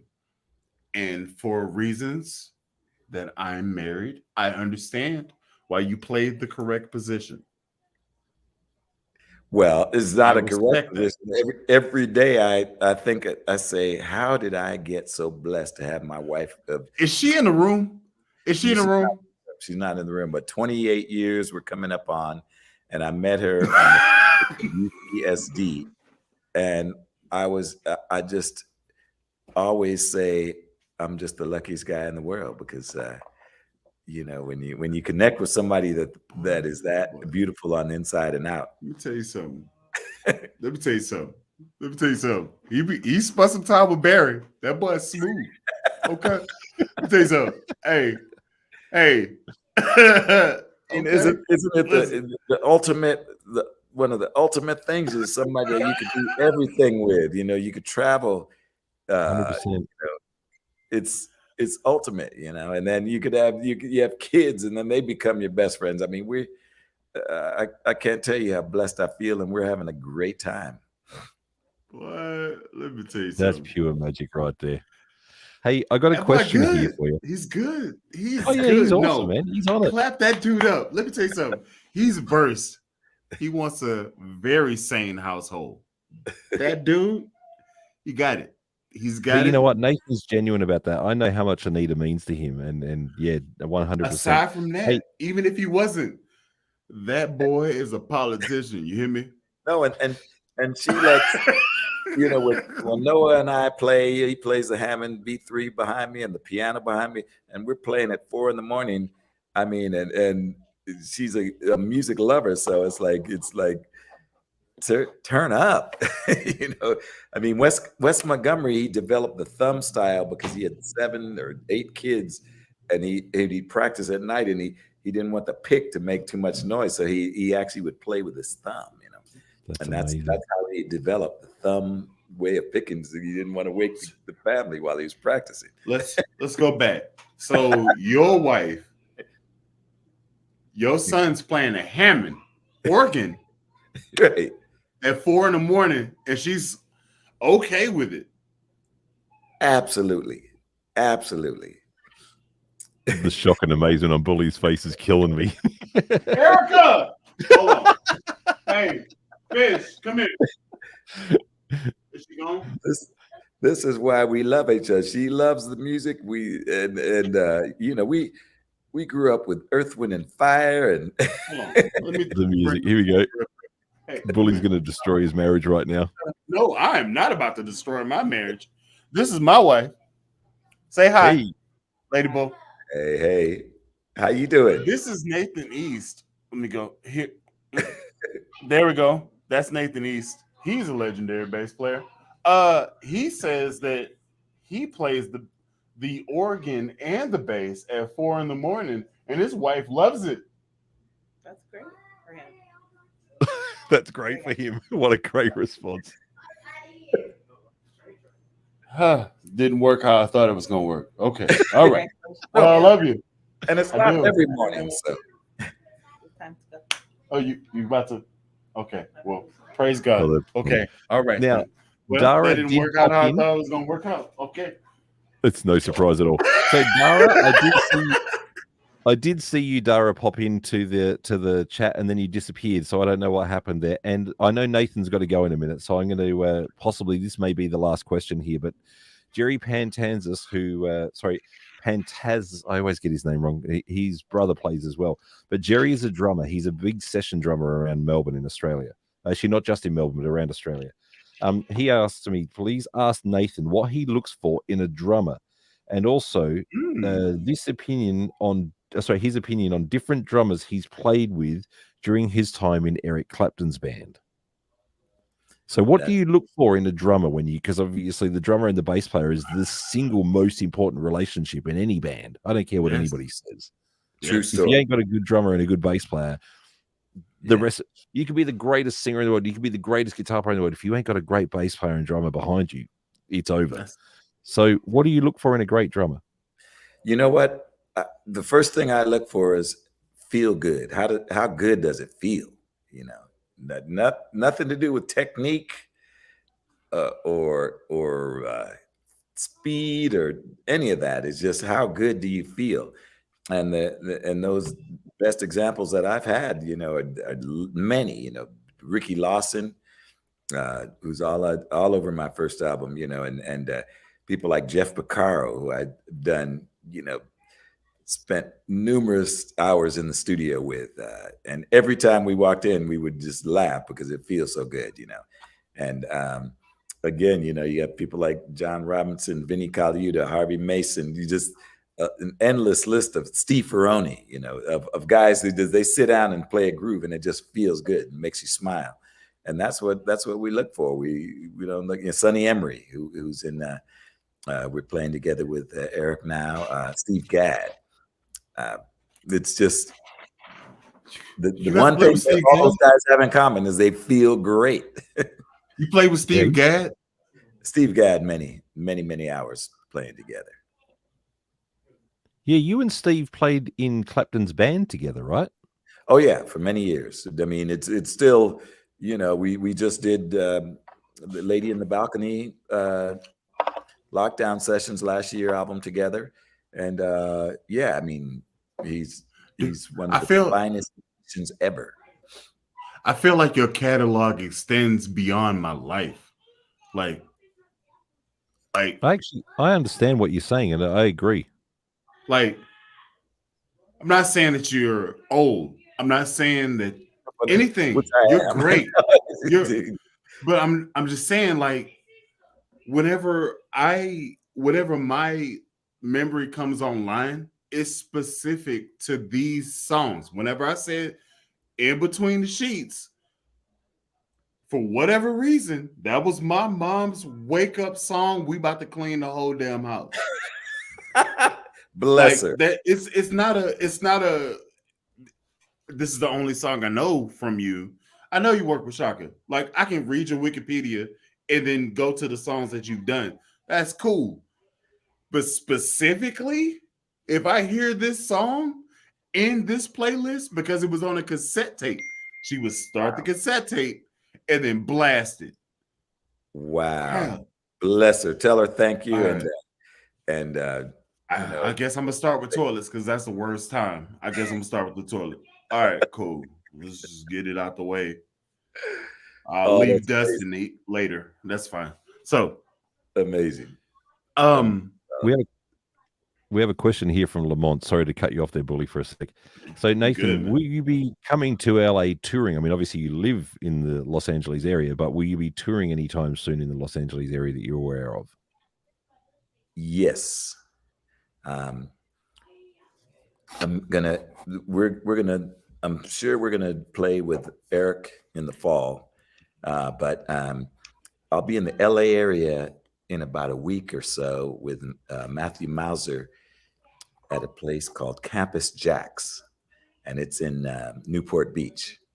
And he's a fantastic singer, and he invited me the last time we worked together. He told me about this gig that he does and invited me to come play with him. So that'll be the 23rd of February at Campus Jacks in the Newport Beach area. If you're around the LA, yeah. There you go. And for those of you who also, because I know there's a few Japanese people watching, don't forget Nathan is going to be back here in Japan for his 81st time. That's amazing. Playing for 6 nights at Budokan with Eric Clapton. So I know I'm going to be going along with my family on one of the shows. So yeah, I'm definitely looking forward to seeing that and taking along my kids to come and see you guys. And yeah, you'll get to meet my family at last, Nate. That'll be pretty sweet. Oh, fantastic. That'll be great. That'll really be great. And Dara, our Irish friend who's living in Switzerland, says, we'll be back in Hamburg next week celebrating George Harrison's birthday. Now, I know you were very good friends with George as well, and you'd played with him as well. Absolutely. Yeah. One other gig I want to make mention of, and I'm friends with the rhythm guitar player who was on this show. Do you recall back, I think it was 92, you played a show in Barcelona, which is a pretty big one, with Steve Vai, Joe Satriani, and Brian May.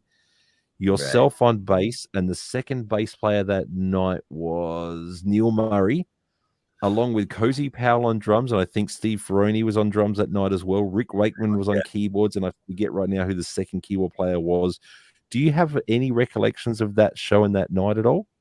Absolutely. It was the Guitar Legends show in Sevilla, in Spain. And they had every guitarist, you know, and even Les Paul played, you know, and George Benson, Santana, and it was unbelievable. What is this, man? Why am I here talking to you right now, bro? I need to drop off. Come on. But this was fun because it was literally, you know, the place where the guitar was invented, you know, Sevilla, Spain, and it was just one after another, and we had a blast, you know. Jason, why did you send me the link to talk to this dude and he hadn't done all this stuff? Like, you know, Les Paul is a guitar style. It's not even a person no more. It's a guitar style. That's actually an interesting point. But look, you know what? You're here because this man inspired all of us to groove, and you're a bass player. Yeah, I love groove, but also you don't meet your heroes because you know we want. You know what? In a the case of a boys. human like Nathan East, it's well worth it because I mean, look, since the second Yeah, I I met probably- Nathan, he's just a really good dude. There's a song that goes, well, the lyrics are, "We are family." And it goes, Oh my God, I hate you.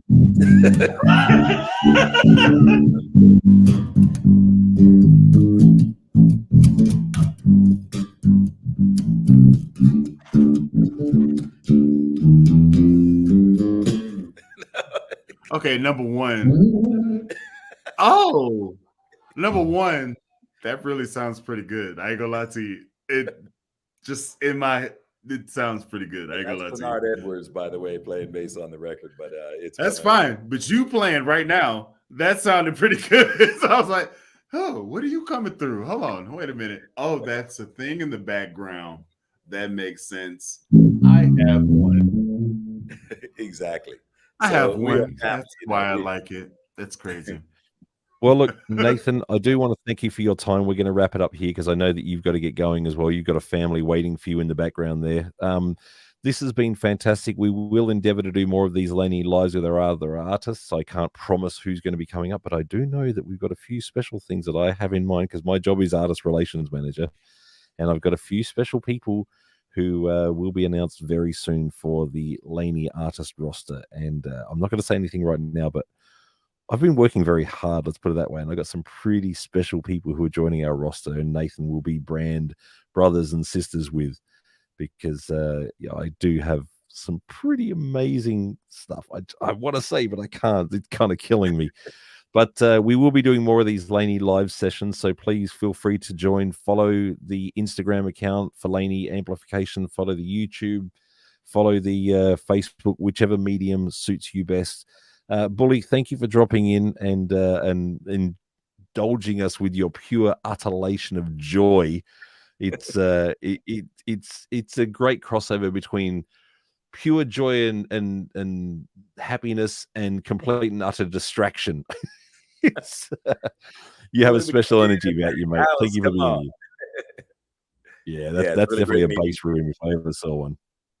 Absolutely. Without a doubt. And Nathan, thank you very much for giving a couple of hours of your precious time to the Laney fans out there and to just your fans in general. It's very, very kind of you to give us your time. So thank you. Great pleasure. And everybody stay safe, pray for peace. Couldn't have said it better myself. All right. Thank you very much. And we will see you all out in the audience world there sometime or another. And let's hope you can catch Nathan at a gig somewhere near you sometime in 2023 and beyond. Thanks, folks. Cheerio. Cheers.